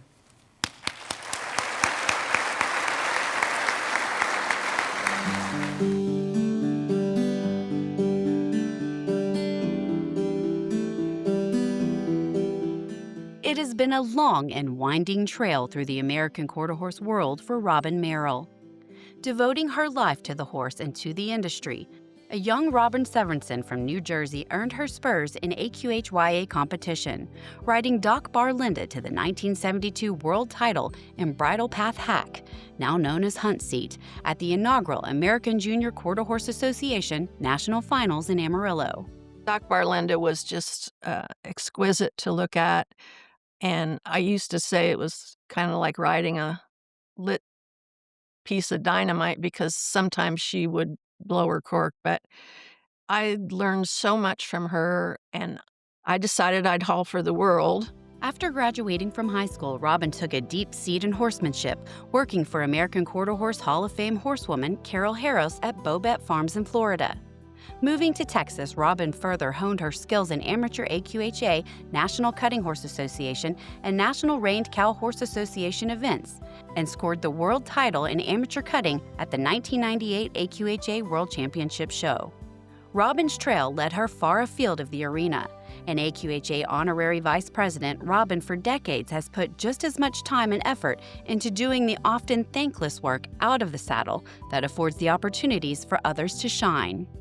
And I was just always in awe of her and still am. She's just so darn special. And she never talks about herself or talks about what she does for everybody. Inspiration begins with her faith in Christ and her family. Married in 1975, Robin and her husband, AQHA past president Frank Merrill, raised their children, Mackenzie, Megan, and Tyler, on American quarter horses, with each of whom went on to earn world championships in AQHA competition. And now their grandchildren are being raised on American quarter horses. From the 1970s through the mid-2000s, the couple owned and managed Windward Stud at Purcell, Oklahoma, which stood leading stallions such as Peponita, Gallo del Cielo, Shorty Lena, Mr. Impressive, Boomer Nick, and others. Robin and Frank also were the breeders of Roostar, the AQHA Super Horse at the 2008 AQHA World Show, and in 2018 completed 50 years as cumulative breeders. Actually, I worried when these kids were born whether they would take to horses or not. We never forced that on them. But one day, I was looking out the office window in the breeding barn, and I saw Robin walking across to the show barn, and behind her, Mackenzie, then Megan, then Tyler, who was dragging a rope behind him, and it was a procession of 2 dogs and then our cat behind. It was just all in one line, and they were going straight to the barn. And I thought, I don't have any worries. Those kids took to horses just like we did and never looked back. It's the same. It's generational. Just keeps going. They're competitive but yet you go to my son's house and he has a cookout and all his fellow competitors are there with their children, and it's a good life. It has always been a family affair for the Merrills. One of the many things that everyone who has watched Robin with a horse can say is that she just has a way with them, a trait she passed down to her children. When we would wean babies, and she would go in there and, halter break them. And watching her do that was probably the biggest life lesson as far as a horse, because she taught me how to get around a young one. Every time I go into a situation with a young horse or a stall to catch any aged horse, I always think of my mom, because she taught me how to read a horse. And so that's probably the coolest thing that she ever did. I mean, as far as a horse. From my earliest childhood memories, the horse was always there. But Mom and Dad never, pushed us or made us feel like that we had to have them in our lives. But it was in our blood. And, I always say I learned how to ride before I learned how to walk. She's drilled into all of our heads is to give 100% at everything you do. We've had to learn how to take care of our horses from the ground up, work hard in the barn, behind the scenes, not just when we're in front of the spotlight and never take anything for granted, but to love our horses as much as, they give to us and do for us. Robin was appointed to the American Quarter Horse Foundation Committee in 1994, served as chairwoman from 2001 to 2004, and in 2019 became the first appointed member of the Foundation Board of Trustees. Her formative work with the foundation has ensured funding for equine research, equine-assisted services, college scholarships for AQHYA members, and continued operations. She led the campaign to renovate the American Quarter Horse Heritage Center into the American Quarter Horse Hall of Fame and Museum. She also serves on the executive committee of the National Cowgirl Museum and Hall of Fame in Fort Worth, Texas. I think I was interested, and I was in a lot of committees through the years, and I just felt like the horse and our members needed to be represented in a little different way, the welfare of our horse. And so when the foundation first came about, and I don't remember that year, but I was pretty early active in it. The equine research always kind of grabbed my heart because, I'd see what we need every day. Of course, the youth activity, that's, my kids are standing right in front of me, living and breathing it. So I was involved in that as well. But the equine research really is where my heart was most of the time. Along with American Quarter Horse Hall of Fame members Carol Rose and Georgia Sutton, and fellow 2025 inductee Nancy Cahill, Robin was part of the inaugural class of AQHA Wrangler Women of Influence in 2023. In 2024, Robin was presented with the American Quarter Horse Foundation Most Valuable Player Award. Joining her husband and her sister Judy's husband, the late C.W. Bubba Cascio, in the Hall of Fame, Robin is where she belongs. Robin's recognition for the Hall of Fame is like a cherry on the top of a sundae for me. I've always thought that she belonged in there long before I did, simply for all the things that she's done, I've seen, others have seen. Congratulations to Robin Merrill. We are honored to welcome her into the American Quarter Horse Hall of Fame.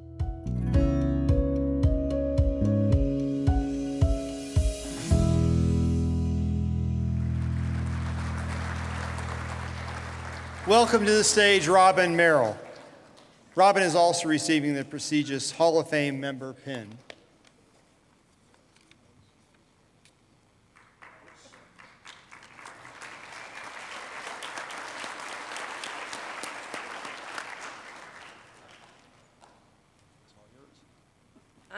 I'm what you've been looking for, I know. I'm just going to take a few minutes to introduce my family and friends tonight. My husband, you've heard of 50 years this past June, Frank. My daughters, Mackenzie Merrill and Megan Miller, and my granddaughters, Emery and Harper Miller. My son, Tyler, his wife, Katie Merrill, and grandsons, Mason and Riggs Merrill. Mason just lost a tooth, by the way. My sister, Judy Cascio, and my mom, Yvonne Severinson.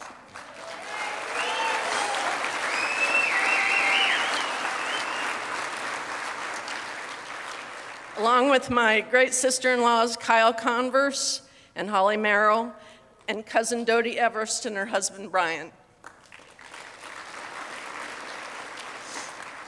There's a song I heard the other day, and it says, "I would not be me without you." Thank you, family.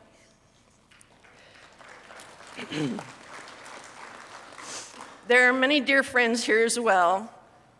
My sidekick, Johnny Dobbs. My other sidekicks, Al and Becky Dunning. Jamie Owen, that's Johnny's sister. Steve Stevens and Janet Hoover.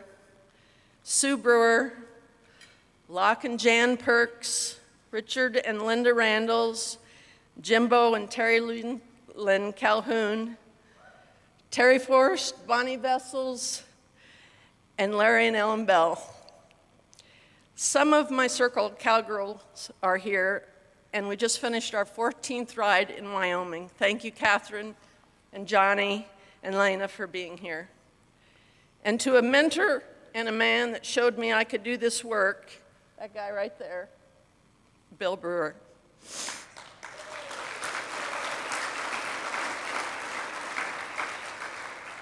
To my friends, there's a quote that says, "A true friendship is a journey without an end." Thank you, my friends. I want to again thank Bill Brewer, Johnny Dobbs, Wanda Rogers, Johnny Trotter, and Alex Ross, who nominated me and sent such heartfelt letters on my behalf. I will keep them forever. To the Hall of Fame committee, thank you. I know your job is very difficult. To my fellow inductees, congratulations to you all. It is a privilege to be in your company. What an honor. I'm so humbled. The accolades my family and I have won in the arena are very special to us. But my path took me to the background, raising awareness and funds for our foundation's projects. A longtime member of the foundation, committees, councils, trustee, you might be asking, how did I raise these kinds of funds? It's real simple. I surrounded myself with people smarter than me, and they all had specific expertise in all areas of our foundation wheel. I was not alone all these years, and I learned so much from many of my mentors and fellow foundation members. My ask was to always create a good communication and connection with people and find out their interests and their passions toward our horse and our programs. To my AQHA Foundation family, you mean the world to me, and each and every one of you have become part of me. Veronica and Laura have been with me and our group the entire journey. And thank God for my special friend, Chris Seitz, and her staff, who have guided our foundation to what it is today. Thank you all for having our back. In closing, I want to enlist all the younger generation to become involved with the foundation, serve however you can with time, expertise, or to fund the foundation's work. Protect our history, give back to this amazing lifestyle, and above all, put our horse first. A huge thank you to all the donors who have always come through with their generosity when we have had special events. A phrase I have used at many of those gatherings is, "I would not know you if it was not for this amazing quarter horse." Thank you. God bless.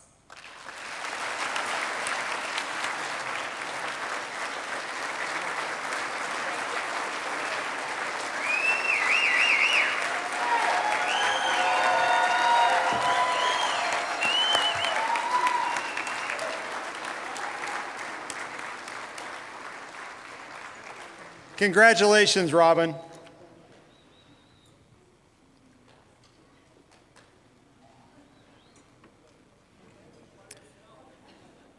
Let's give one more round of applause for our class of 2025 Hall of Fame inductees.